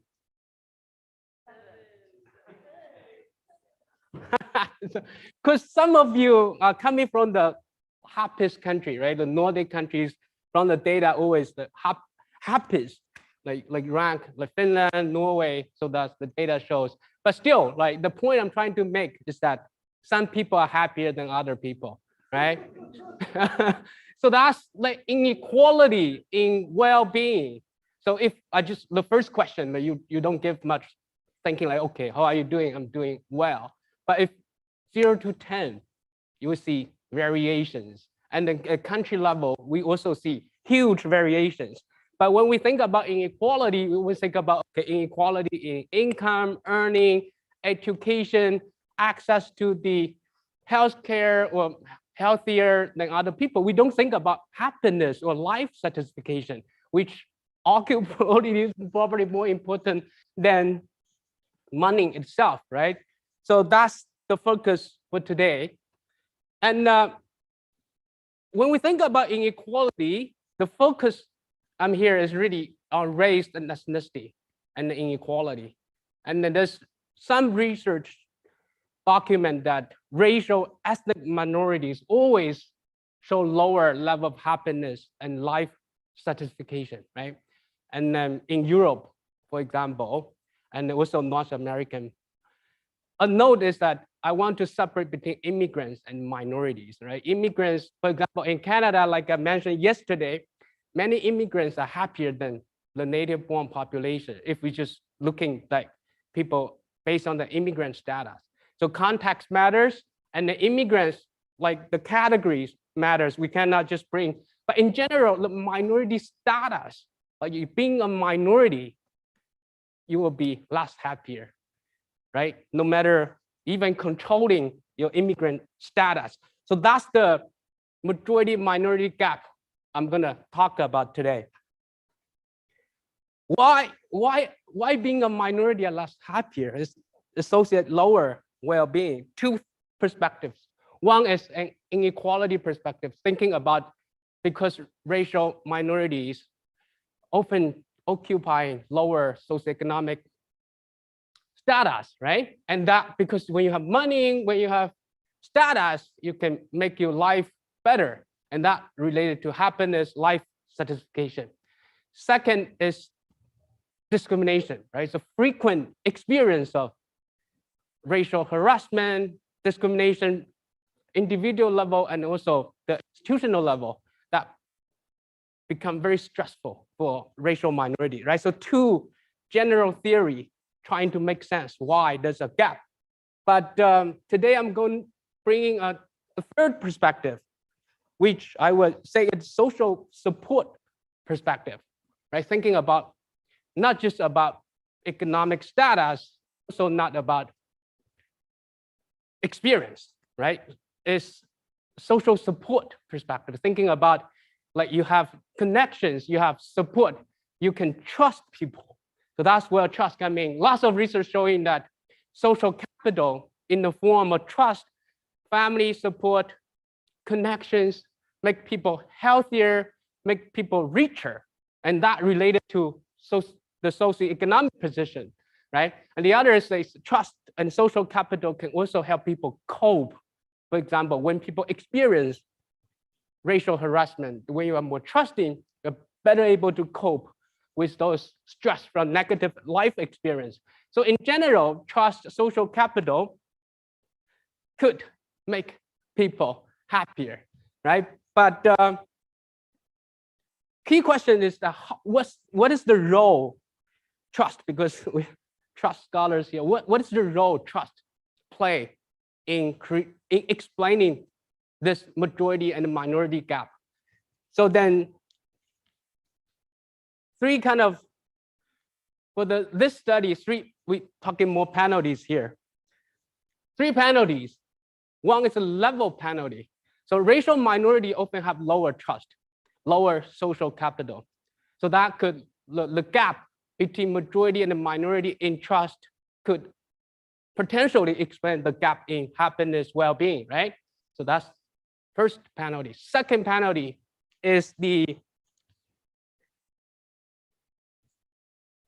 so that's the first penalty, the level, I call it the level penalty. And also another point is that racial minorities are also more likely to live in communities where social trust is lower.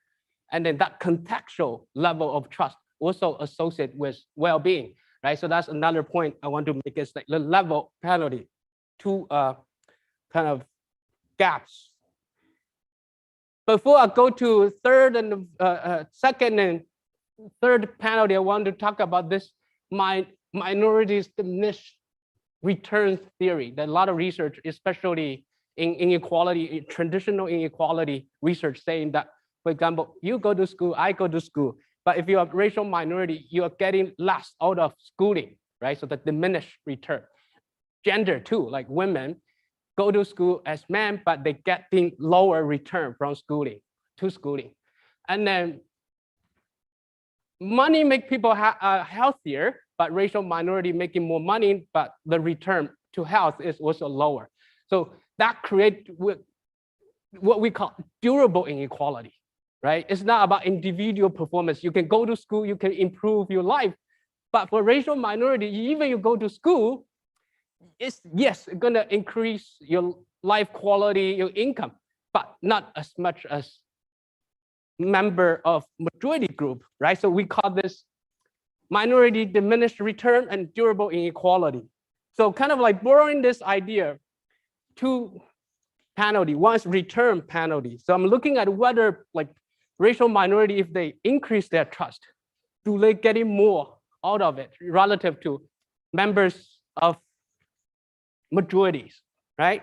And then another penalty is I call it protection penalty. We know that we live in a communities where trust is higher, we are happier, but do racial minorities live in a communities where trust is high? Do they benefit as much as members of racial majority? And then the data, so Kirsten, when you reach out to me, okay, there's a lot of people coming from Europe.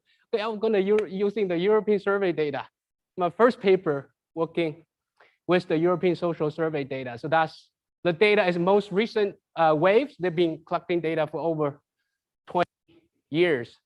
It's a very like high quality general social survey across the Europe.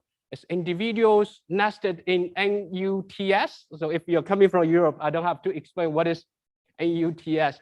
If you're coming from Canada, we also have similar Stats Canada. We also like divide or Canadian regions into stats zones. So it's better able to sampling and the policy development, right? So it's a very similar thing. So that's the NUTS and then also nations. In this wave, I have 22 countries. So that's in general data. A major minority in terms of this question. Do you feel part of the same race or ethnic group as the most people in the country, in your country, right? So if you are saying no, then it's more like subjective minority. And then also want to know that the meaning of being a minority can vary across contexts, right? Even in Europe, some countries you're being a minority in Greece could be a different being a minority in Nordic countries, right? So that pay attention to that minority. And then I also control immigrants, want to separate between immigrants and minority status. Trust. I also want to be very specific about what type of trust I focus on. I focus on social trust, which is often asked in the surveys, do you think most people can be trusted, right? It's different from other type of conceptualization, but this is like in sociology, political science, and in general public health, we focus a lot of research focus on this type of trust, and also focus on two levels, individually and also contextual level. Contextual level is the aggregated mean at the NUTS level, right? So do you live in that stats zone where trust is low or high? So that's two type of level of trust. Well-being, two indicators, happiness and life satisfaction. So in general, in well-being research, most research focus on these two indicators as a measure of well-being. And I also want to test two like previous theories. One is about economic status, right? So I will control SES, including income, subjective income, like do you live comfortably on present income, and also education in years. And I also control discrimination. Have you experienced discrimination based on because of your race, your skin, and language, nationality, and ethnicity? And then other demographics controls, age, gender, and immigration status too. This is in general 4 models in terms of estimation. So the base model, I control the 2 theories, socioeconomic status and discrimination, or other control. First model is the base model, just simply demographic controls and the 2 theories, right? And second model is level penalty. Third model is return penalty. So level penalty, I just include 2 measures of trust, individual and contextual. Return penalty, I do interaction, being a minority and then being like change in trust, individual level trust. And then protection penalty, I look at the interaction between being minority and the contextual level trust, increase or decrease contextual level. So that's in general the plan for analysis. Okay, results very quickly. First is I want to establish the majority minority well-being gap, right? So you see being a minority have lower level of happiness and life satisfaction, even though the gap varies across countries, 22 countries, but most countries you see being a minority lower, but there's 2 or 3 countries, you don't see much differences being a minority. For example, in Hungary, for example, right? And then some other countries, but the majority across European countries. And the same with trust, right? Being a minority associate lower trust, but the gap varies across countries. But those like very well established, not the focus of this study. Here's the focus. First penalty is the level penalty. So in this, the level penalty showing that the majority minority trust gap. So you see the majority is here. So going to the right means being a majority associates more trust, right? And then here is also majority is the first. You see higher majority, minority lower trust linked to minority lower well-being, right? It's very consistent in terms of the level penalty, okay? Bigger gap in trust, bigger gap in well-being. And then second is the return penalty. I separate between A and B. One is happiness, another is life satisfaction. You see increase in individual level trust.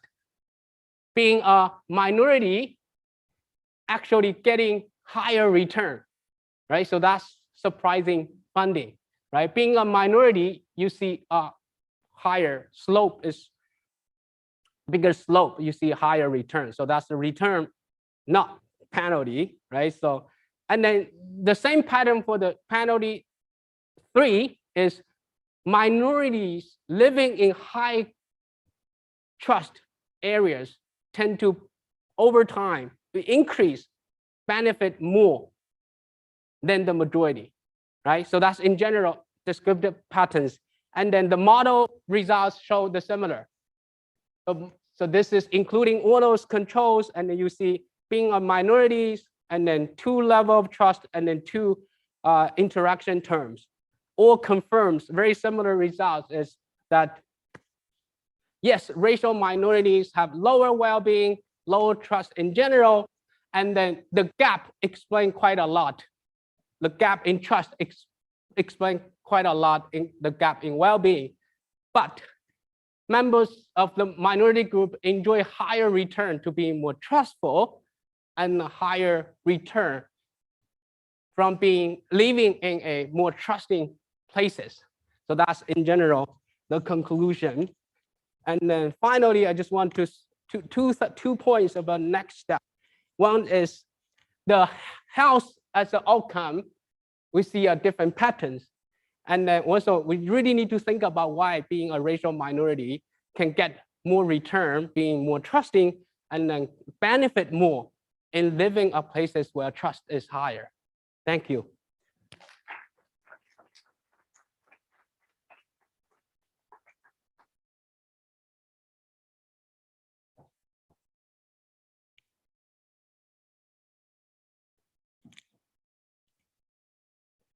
Thank you.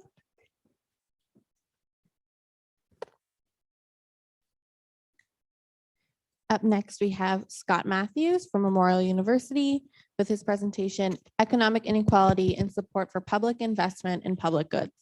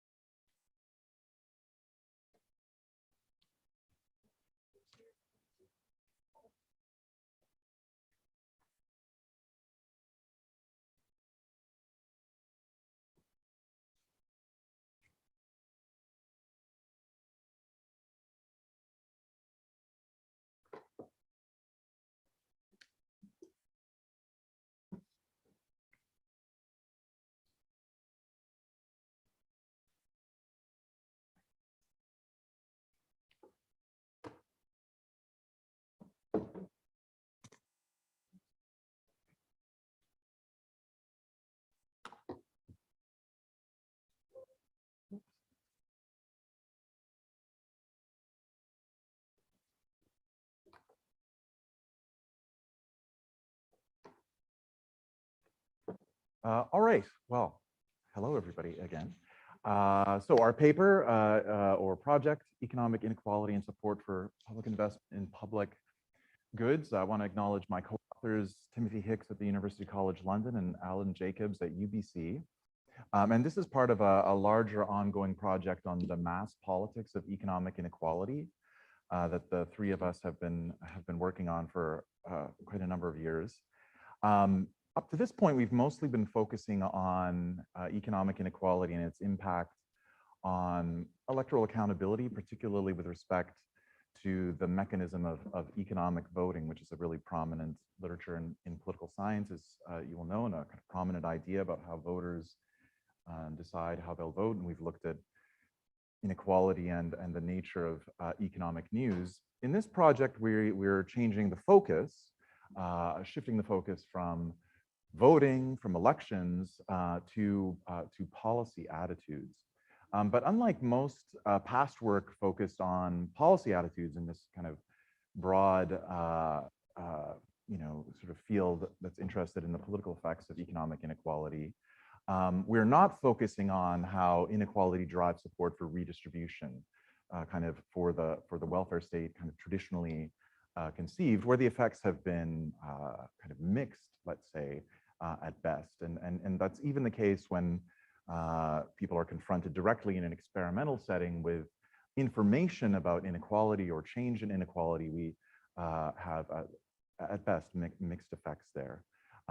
We're shifting the dependent variable from these kinds of redistributive policies to really the most basic thing that states are involved in, what we call or are calling here public goods. And of course, other people have used that term in political science and economics.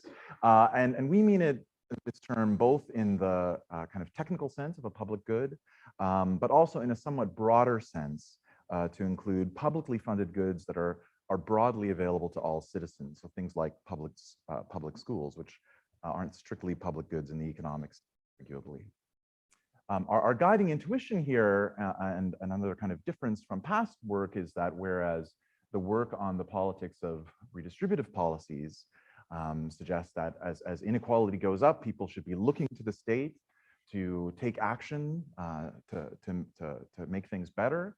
Our work, the guiding intuition, is that as inequality goes up, people should be, in fact, turning away from the state, becoming more skeptical or less motivated to actually contribute to even the most basic kind of defining activities of the modern state. So that's how we fit in.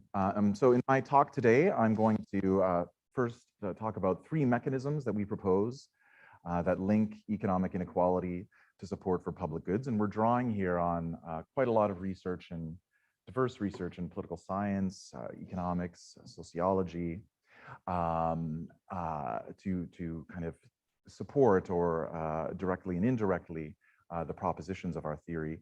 All of these propositions are essentially about how learning about or attending more closely to rising inequality will shape citizens' ideas about policies and the political system, which in turn we think will influence support for public goods. I'm just going to focus on introducing these ideas to you. If you want to know more about the literature we draw on, well, you'll have to ask me. And then I'll move on to talking about our research design. We've been doing this since 2017 or so. I'll be giving you data from 2019. And then I'm just going to be talking about hopefully 3 of our studies, even though I want to give you a large picture of our research. But if I run out of time, I may not talk about study 4B. And then I'll summarize very briefly because I don't enjoy concluding or summarizing. So our first mechanism is what we call system fairness. And the core idea here is that from the citizen's perspective, extreme inequality suggests a fundamentally unfair political economic system. So in high income established democracies, and certainly in the US where our research focuses, I should have said that earlier, the idea is that a well-functioning democracy with political equality ought to check rising inequality. That's an intuition that citizens and a lot of, I think, even philosophers and political theorists have. So if this isn't happening, if inequality is high and rising, then democracy must not be functioning well. And in this sense, the system is not living up to our expectations. And so as a result, we surmise that contributing to public goods in a costly sense of paying taxes to deliver these public goods, which quite directly support the collective welfare or the system, may become aversive or less attractive, and that may drive attitudes towards these public goods. The second mechanism we call policy fairness. Here, the idea is that citizens think a fair distribution of policy costs is one that is basically progressive, that asks relatively more of those with greater ability to pay. And sort of building from this proposition or assuming this premise, in our argument, policies become less fair or can become less fair in one of 2 ways.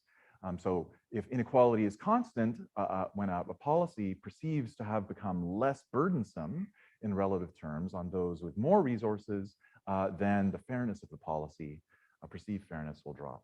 The other mechanism, and this is the one that informs our research design, is that for a given distribution of policy costs, if resources are perceived to have become more concentrated, if inequality increases, again, same outcome, perceived policy fairness will decline. So as inequality increases, so do demands for progressivity in policy.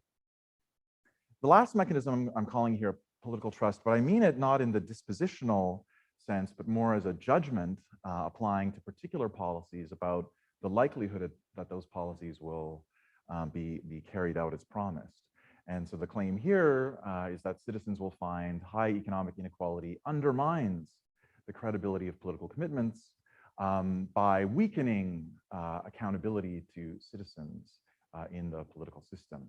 And there's lots more I could say about this, but there's sort of two pathways or two inferences we think citizens might make. One is that seeing rising inequality may suggest to citizens that there is a source of unequal influence in the political system. That is to say, there's a reason to think that accountability to the broad public may be undermined. So citizens may take this as evidence of a source of unequal influence. Conversely, they may see inequality itself as evidence that there has been unequal influence, that the system is rigged, and so politicians can't be held accountable, and we can't hold their feet to the fire, we can't trust their promises. So again, the conclusion would be, or the implication, we think, as inequality increases, the credibility of policy promises declines. So in short, a high level of economic inequality, we think, suggests to citizens an unfair system not worthy of costly support, increases the demand for progressivity in the distribution of policy costs, and reduces confidence that the promised benefits of costly policies will be realized. And I've been sort of thinking of ways to integrate these different thoughts into one master thought. And so I'll try this one, which is you can think of all of this as being premised on the assumption that citizens prioritize equality in one of three different domains: the society, the polity, and the policy. So our research design is simple in a way. It involves experiments with US samples, and we study how attitudes toward public goods investments respond to information about income inequality. We use real information about growth across the income distribution over time. And we take advantage of the fact that people, even if they recognize that there's a high level of inequality, they have no idea how bad it is. It's true in the US, it's true in country after country. So there's no deception here.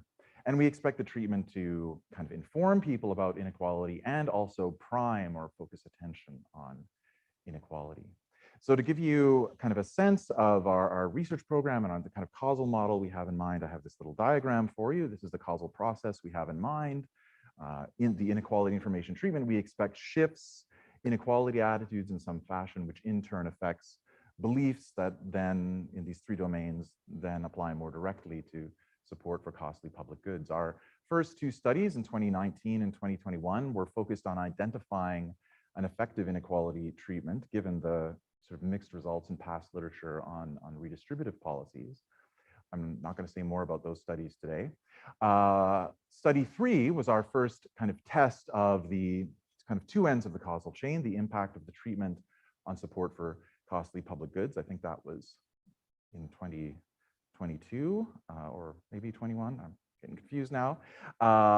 Study 4A was another such study, but unlike study 3, which focused on one public good, which was renewal of surface transportation infrastructure, we focus on diverse public goods in study 4A. And at the same time as we fielded that study, we fielded a study that looks at this part of the causal chain, the impact of the treatment on the mediators, on beliefs that we think relevant to our mechanisms that we think ought to be shifted by our treatment if our theory is right. All right, so study 3 is an experimental study So the public good, renewal of transportation infrastructure, specifically surface transportation infrastructure, roads and bridges, highways, sample of US adults. I'm just going to omit that technical matter there. So this is what our treatment looks like. This is the one that turned out to be kind of most effective and attractive based on our earlier studies. And what this shows is change in real pre-tax income between 1979 and 2019 for the different quintiles of the income distribution plus the richest 1%. And there's quite a dramatic inequality in change in real incomes. Accompanying the graph is some simple text explaining what people are seeing that emphasizes the difference in the rates of growth. And we also, just to reinforce things, ask, how aware do you think most Americans are of this information? Although we don't analyze those responses. The public good is the broadly popular public good of renewal of transportation infrastructure. This tends not to divide Republicans and Democrats. The proposal draws on real information from the American Society for Civil Engineers and others.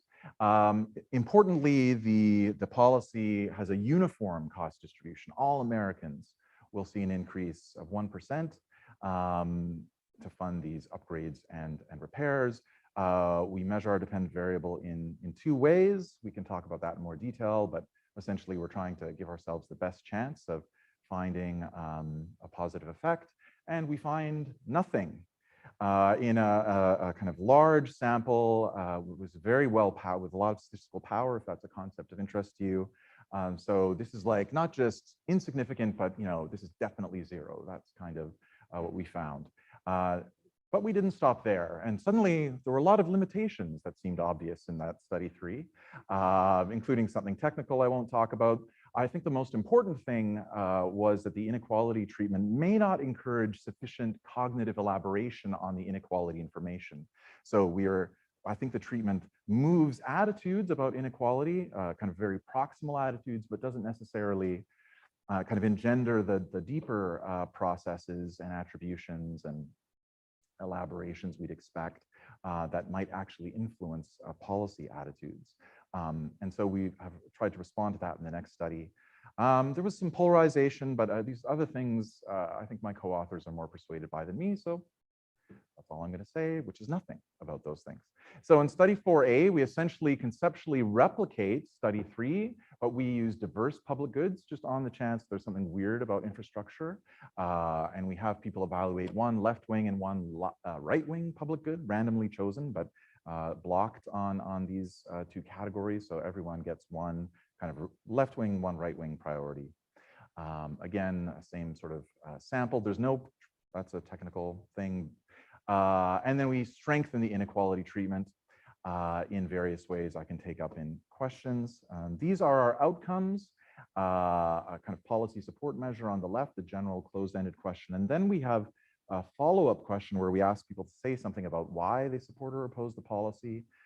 We've spent a chunk of this year with a couple of great RAs out at UBC coding these responses. And we were able to reliably code responses in these categories. These ones that I'm highlighting are relevant to our mechanisms. The first two to the political trust mechanism. I'm going to take a little bit more time. I'm timing myself. I need just a bit more time. The first two, political trust mechanism. The next one to policy fairness. The others, these are sort of placebo tests. We shouldn't see impact on these from our treatment. That in any case will increase our confidence in our theoretical argument.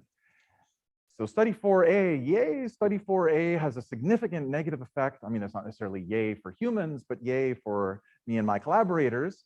There's a significant negative effect on support for a policy, public goods policies.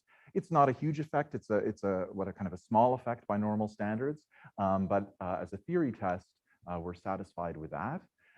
These are references to our mechanisms, and the only one that was affected by our treatment were mentions of tax progressivity. That's the triangle there. Also encouraging mentions of these other things, including just general mentions of waste and I don't like taxes, not significantly affected by our treatment. Study 4B, I don't have time to talk about. except to say what I'll say in my conclusion here, which is that we find evidence consistent with the operation of our mechanism, not for the tax progressivity mechanism or policy fairness in study 4B, but for the other two mechanisms using closed-ended questions. So probably more for us to do, and I look forward to your questions. Thank you.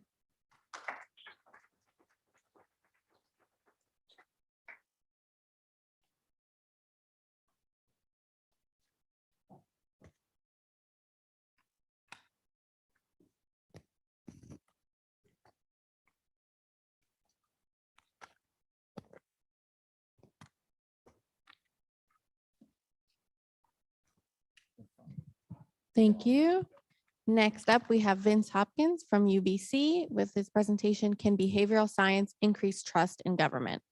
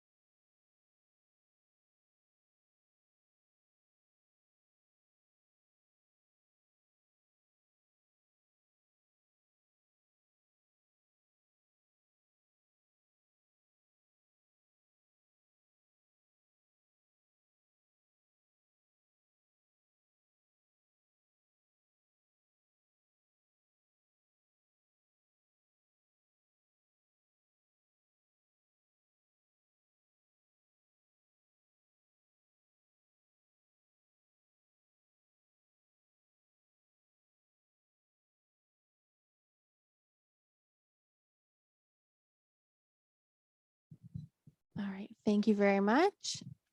If we have any questions, okay, we'll go there.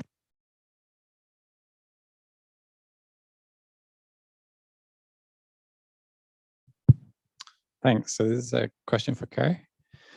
And really it's just asking the question that you yourself ended with. So do you have any kind of preliminary reflections on why there would be higher returns from trust for minorities on well-being? Yeah. Do you have any thoughts about what the mechanism may be? And this is just a thought I got while you were presenting, but at least a possible mechanism might be that feelings of belonging cause both trust and well-being. And so high trusters are more likely to feel that they belong, and feeling that they belong may make a bigger difference for well-being levels amongst minorities, because they might be more likely not to feel that they belong. But that's just, off the top of my head. Do you have any reflections about what the mechanisms may be?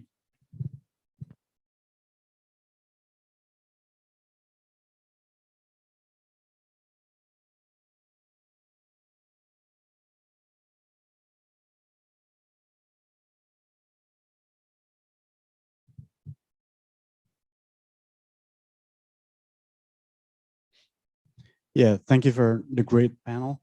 My questions actually go to Corey and Vince. For Corey, is that should we actually contextualize well-being in this kind of sense? Because, for example, in European countries, health, well-being, for example, has been secured by the state, right? But in the US, you have to have insurance. It's not that everyone is going to get the health insurance. So that is the service that the state provided for the minorities actually also impact the scale of well-being itself. My question to Vince is that, well, I think the situation is that we could as an immigrant, I would say this. Yes, I think I know the result of your study, that if you make the what you call the administrative burden simpler, everyone will get happy. So and even Newfoundlanders know that. In my presentation also says that a lot of Newfoundlanders are complaining about how the bureaucracy works. But it's interesting to see maybe in the before and after study.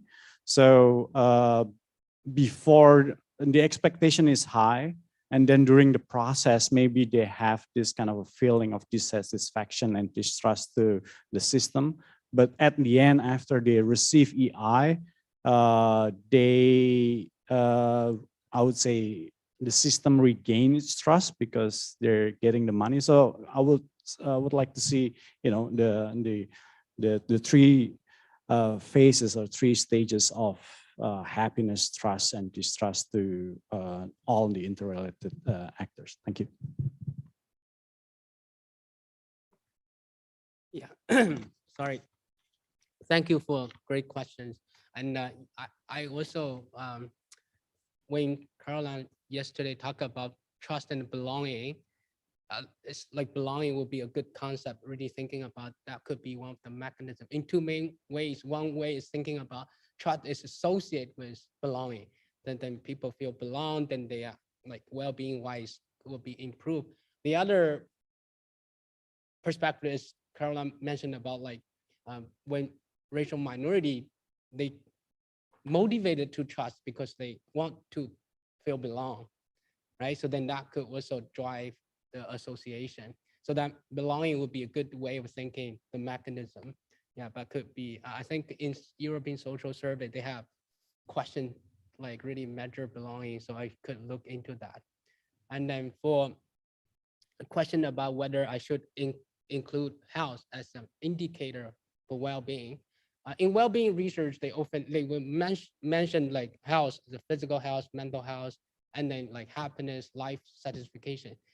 in general, people will not include health in indicating well-being. They conceptualize well-being as a little different from health, but health and well-being are highly related.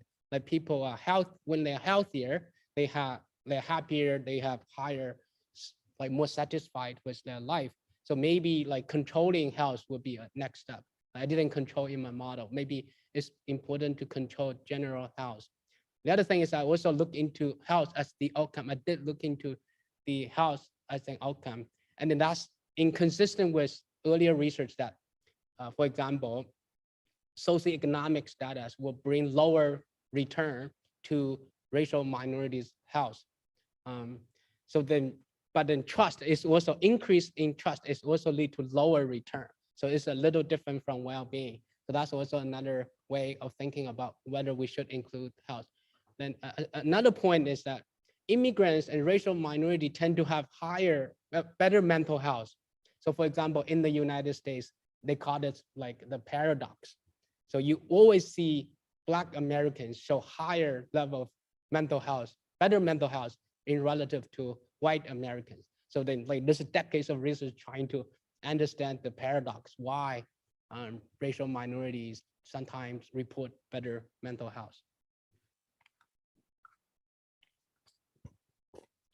Thank you for your question. I'm happy to hear. I don't know that I share your confidence in the outcome, but maybe that's because I'm thinking about different measures of trust. I mean, I did a bunch of interviews last year, and I interviewed a young, like an unemployed youth who was enrolled in employment services, and she said that she basically like had no trust in government. Like she wouldn't recommend this program to other people because government's terrible. And I asked like, well, then why do you keep coming? Because it's voluntary. And she was like, oh, because my employment counselor is great. Like John's great. She was like partitioning the institution from this much more particular instantiation of the institution. So, you know, yeah, I'm not, I don't know that I share the confidence about across different measures of trust. Maybe it's very sensitive, but I like your idea of measuring prior expectations, right? Like, not that, I mean, I guess if my question was, it's hard to do one survey, should I do 2 surveys? The answer is, it's, you know, going to be that much harder, but maybe it's worth it, right? Because it allows for this much finer grained sense of change. Thank you. 2 questions. First for Scott. So the treatment you had there was, or the question was, would you support a 1% increase of all Americans for spending? So it was hypothecated to a spending in public goods. What if you had support for a 10% tax on the top 1% for public goods? So I can imagine a lot of Americans saying, yeah, tax those bastards for my public goods.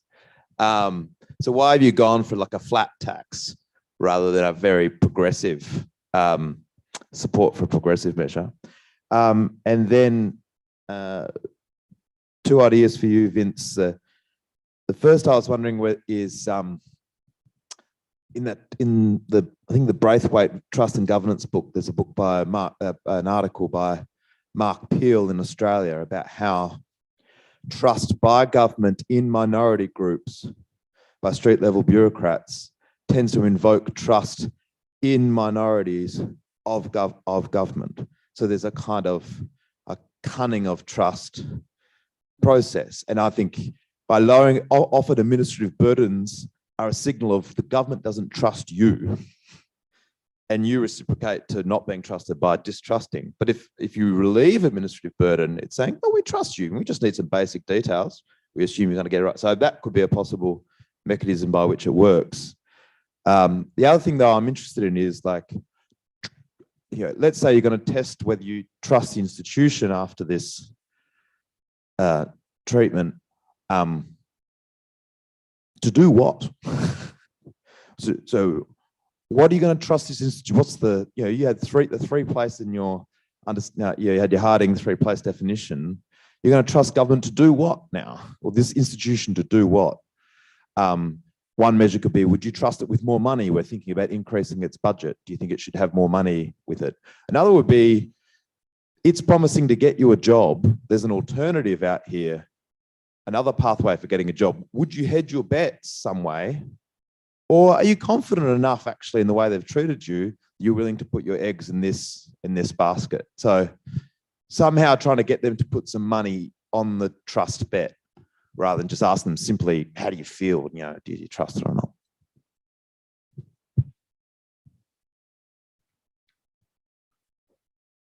Oh, okay. Thanks for the question. I mean, I think the short answer is that would be then a kind of redistributive policy. So if we're just increasing taxes on the wealthy and nobody else, or on the high income people, then we'd kind of move out of the world that we want to be in, which is a world where everyone has a contribution to make. And how does your willingness to make contributions reflect this kind of feature of the economy and how it's functioning? So now there may be another version or something related to what you're talking about, which would be some kind of progressive allocation of costs. So maybe 10% on the top 1%, and then a scale, like a sliding scale down to a very small contribution for people at the bottom. And provided that was provided that was the policy kind of question for everyone, then our theory would make the same general prediction. So all we need is a fixed cost allocation that is broad, and then we're in the world of, you know, a kind of contributory public good or a costly public good that everyone can be expected to benefit from to some degree, and everyone being the broad, the largest part of the population. We're sort of following up this research, or trying to place this research in a wider context where we think about the distinction between the psychology of support for public goods among, you know, ordinary people, which is most of the population, and really high income, really wealthy people who may, for example, have access to private alternatives to, obviously, you know, education, private security, all kinds of different things. Like there are domains in which there are private alternatives, varies across countries, but we think there may be different mechanisms affecting very high income people, top 5, top 1%. Hard group to study. They're not that interested in, and not that numerous, but there we think maybe just some different mechanisms might apply. But thanks for the question. Yeah, I'll keep it short. Just thank you. I love both of those. I think your first argument about burden as a signal about government's trust in people, which sets up this sort of reciprocity opportunity, I think is great, and also really amenable to survey experiments. So like you could combine different elements. I think that's great.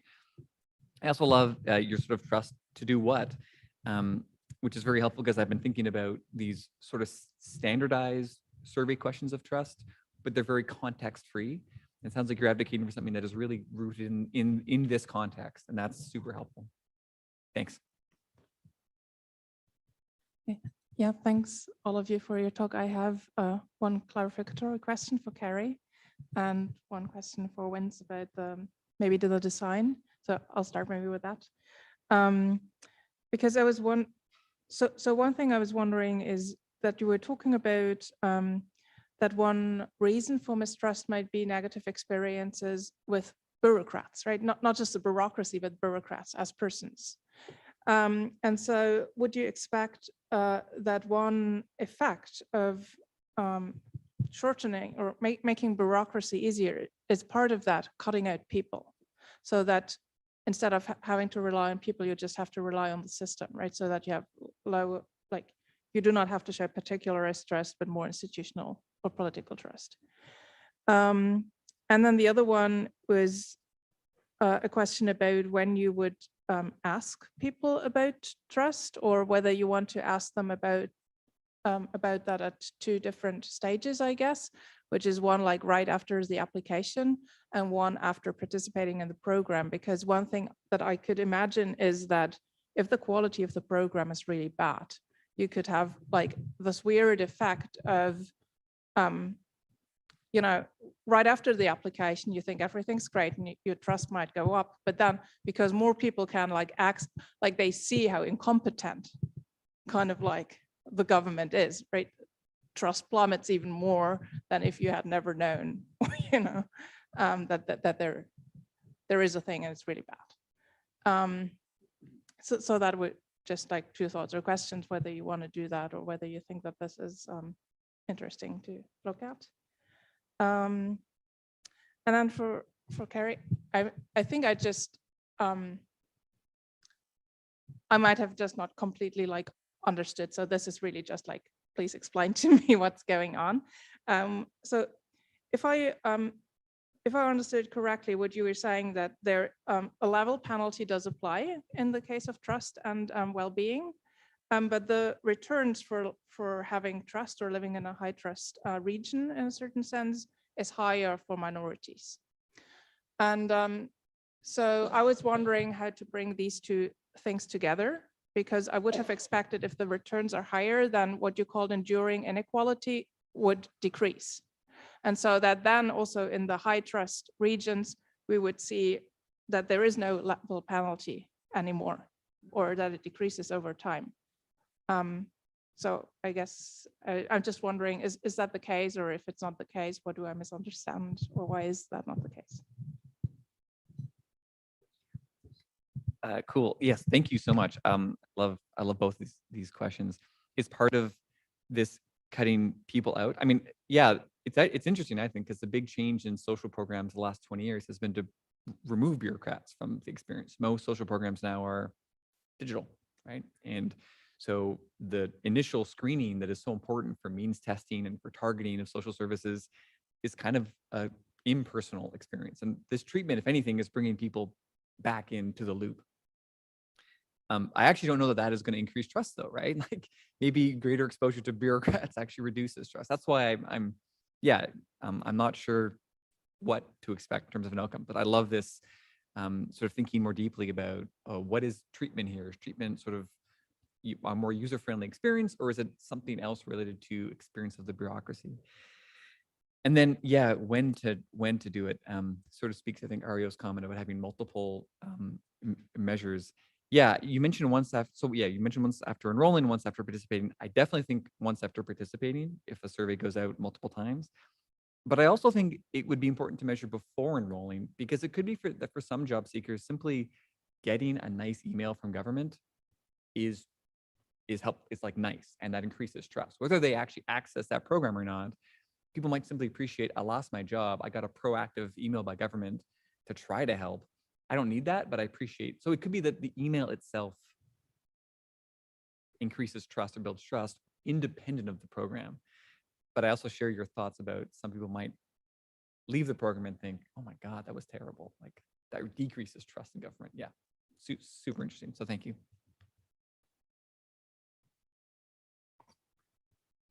Thank you. I think, yeah, you summarized the main findings very well. Yeah. So there's a level penalty applies. Racial minority tend to have lower level of trust, and that could relate it to their lower well-being. But then also increase in trust when a highly trusting racial minority, their well-being the gap is closer or almost the no gap. And then also when they live in highly trusting communities, we see smaller gap. So in a sense, that's a good news from policy perspective, even though they have lower trust, right? But if, for example, we are able to promote more trust, make racial minority relative, or when they become more trusting, the gap in well-being will narrow down. And then if we figure out way that promote at community level, the trust gap is smaller, then the well-being inequality will also be reduced. So yes, so in that sense, we still see bad news is that there's still durable trust gap. Good news is that increased promoting trust will help, right? So that's different from, for example, the education, gender, or black-white story in the US, that even you increase, for example, Black Americans tend to have lower education, and that lead to a lot of inequalities, but even increase their education, the return it's still lower. And you see a greater gap actually for gender, for example, that for men go to school, they're getting higher income over time, increase in education. But for women, it does increase, but the increase is lower. So even highly educated men and women, you see a greater gap than lower educated men and women, but that's not the case for trust. So that in that sense is a positive story. Great. And I want to thank all the panelists. I learned a lot, and the clarity helped because my head's a bit foggy. Just a point for Vince. So that hardened definition of trust. So Nick was suggesting that you kind of clarify what C is. And, I want to suggest that you think about what expects means, the expectation there. I mean, the worry is that can be interpreted in multiple different ways. I expect that of government. It's more like a normative expectation, something they ought to do. When philosophers talk about trust and expectation, they distinguish between normative and predictive expectations. I just predict that you will do it. My worry with a definition like that is that it can be interpreted as, thinking you're confident that the government will do it. And trust always involves some uncertainty that the other will act in the way that you're, hoping they will. So, I've always preferred definitions that talk about optimism. I'm optimistic that you will. I'm not merely hopeful. I mean, it's a little more, but, the worry with expectation is it can be interpreted as a kind of confidence that you will behave this way. And then you're moving into confidence and not trust.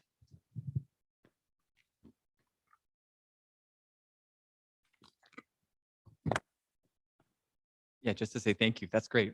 That's wonderful. Thank you.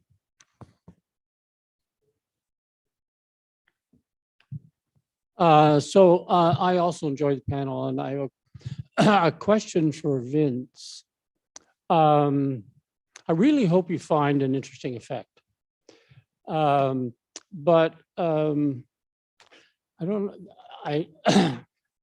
a little skeptical that the kind of intervention and the kind of experience you're thinking about or is involved in this program may not be a big enough fact of life for a person to change significantly trust levels. So there's quite a sociology which tries to explain variation in trust levels, and it has a kind of powerful set of predictors relating to socialization over a long period of life. The people that you will be dealing with are also interacting with other sorts of programs, presumably at the same time, the medical system, the healthcare system, educational system for their kids, so that there will be a lot going on. So I guess the question is whether the experience of these employment programs is deep, whether it's lengthy or deep enough to change predispositions which will have developed over long periods of time. And so this isn't actually a question, I guess, except maybe to ask you to reflect a little more for us on why you anticipate this might be a significant factor in shaping trust levels. Yeah, thank you, Keith. This is great. And yeah, I think your comment about socialization speaks to this, what seems to be an emerging debate, at least in the experimental literature on trust, about rigidity and malleability of trust. To what extent these cultural, contextual factors like socialization are run up against much more short-term, immediate, local contexts. Yeah, I sort of share your concern about, like, is this treatment strong enough? I guess one reason why I thought it was why I do think it's worth thinking about is that, I mean, this is joblessness. Losing your job can change the rest of your life. And so for the people involved in this sample, it's a moment of acute financial stress, uncertainty, worry. And so it's one of those moments where we actually might see a massive change in several things: quality of life, status, could be geography if you have to relocate for work. So it's a moment of enormous change. And that's one reason why I do wonder if a successful intervention, something that really feels like you're building your ability to find success on the labor market, could create sort of a persistent, or at least persistent enough to show up in a survey measure, change in your expectations or your relationship with government. But we chatted about this earlier. You talked about context, and I think that's really where my mind goes. Is a lot of evidence says these programs are not particularly effective for white collar workers, who might be born in Canada. They work, they're highly educated. These programs are most effective for groups that face discrimination and detachment from the labor market. And so maybe there's really strong heterogeneity here. You're a newcomer who worked a low-skilled job. You lost that job. You are in a very financially precarious moment. If a government program can help you regain your footing, that could have a really big effect. Conversely, you did a master's degree in excellent social science, like political science or something, and you've had good luck on the job market your whole life. You really are there to get a bit of help with your CV or to be connected to another white-collar job. Maybe this is just a superficial treatment. So there could be really strong heterogeneity. And so it could be that we need to incorporate that both into our measurement of treatment effects on enrollment and also on trust. I don't know if that's convincing at all, but your question's great.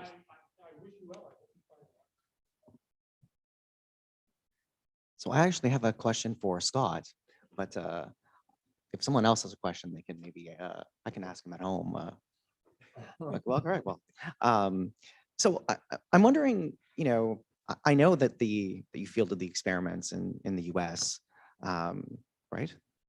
Oh, great. So I'm wondering if you think that would there be any kind of significance, or does it even matter if it was fielded in some other country? So some place where ideas about fairness are different than, kind of American ideas. So I don't know, maybe the Japanese kind of at the aggregate level have particular ideas about fairness that are different than Americans, kind of like rugged individualism that could affect how willing they are to, how knowing about inequality affects kind of their calculation, or countries, quite different from liberal democracies like China. So I'm wondering if you have any thoughts about that. And if it's not a very good question, we'll just say something so I'm not embarrassed. It's a brilliant question. And so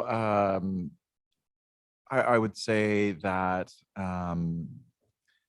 sort of in the background here are ideas about the political culture and even wider kind of normative context of America, and ideas that the status of equality as a value, what it means, which is, of course, there's lots of ways of thinking about equality, but how Americans think about equality. So I absolutely do think that these things vary across countries, and that it would be really good to run versions of this in different contexts. I mean, only in democratic contexts, I think that's about as far as my interests and ambitions would extend. But I happen to be in the process, I don't know if you know this, of writing a shirt grant in the hopes of getting money to do a lot of things, but among them to replicate these studies in countries that vary along two dimensions, one being political economy / sort of welfare state type. I mean, these things kind of collapse into each other for the most part, but it doesn't stop people from adumbrating new typologies all the time. But anyway, so that's kind of one dimension. And the other dimension is something that I was talking to Keith a bit about yesterday, or asking him about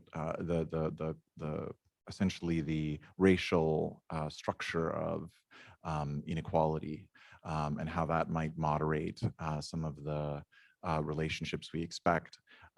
But so we are looking to field this work in Germany and Sweden, in addition to Canada, and obviously we've done work in the US. So there's political economic variation there along a couple of different dimensions.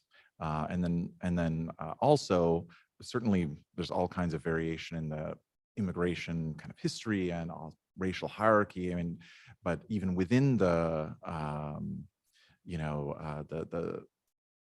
maybe I'll just leave it there just to say that these are the dimensions that we're thinking about. Those are the countries we have in mind. I mean, they're not randomly chosen. Alan speaks German, for example, so that's quite helpful for us. And Sweden is just, of course, the country that appears in all analyses like this. So, so that's why. And Canada, well, we want Canada to fund our research. So, but we think that we'll at least be able to say some suggestive things about how the kind of wider kind of political, cultural, and normative context, that kind of shapes the political economy, moderates people's sensitivity to the kind of disruption of equality in the kind of different domains that we have in mind. So yeah, thank you for a brilliant question. Okay, so I also have a last question for Scott. So I was wondering whether you could say a little bit more about the system unfairness factor. And in particular, I was wondering in how much, or like why that is so important. So, I mean, intuitively, it made total sense to me that if you think that a system is unjust, you do not want to contribute. But in the particular, with a particular example of public goods, it seemed, it was harder for me to understand why people would think like, how can you make the provision of public goods, which kind of like by definition are for everyone, how can you make them unjust? And so how would you not want to contribute to that? So I was wondering how much work that part does and how much work maybe really the then political trust is that you think it's not, well, the system in itself might be unjust and whatever, but also even if I give them money for something that should, even in this unjust system, kind of make me better off, it just will not because it's dysfunctional in other ways.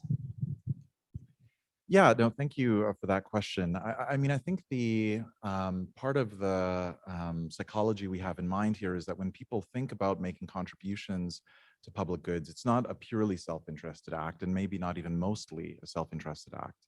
And I'm a scholar of public opinion, and so that's of course what I would say. I mean, that is what we tend to find. And so then the question is, what are the kind of symbolic and social, benefits that people derive from, expressing support for the system through, wanting to pay taxes to fund a public good. And so here we have in mind kind of, or part of the motivation, I guess, we rely on kind of work on tax compliance, for example, which suggests that this, there's a concept of tax morale that depends, that we find that people's tax compliance depends on a kind of sense of fellowship. The degree to which, I don't know if you've read Vanessa Williamson on this, but she's at Brookings, but like the degree to which people think of paying your taxes as a defining civic obligation, and that to some degree depends on your view of the the justness, the legitimacy, and your attachment to the kind of polity itself. So I guess the short answer is we think that people derive symbolic value from contributing to public goods, and the value of that symbol is conditioned by system fairness. Yeah. Are there any final questions? All right, well, thank you so much, panelists.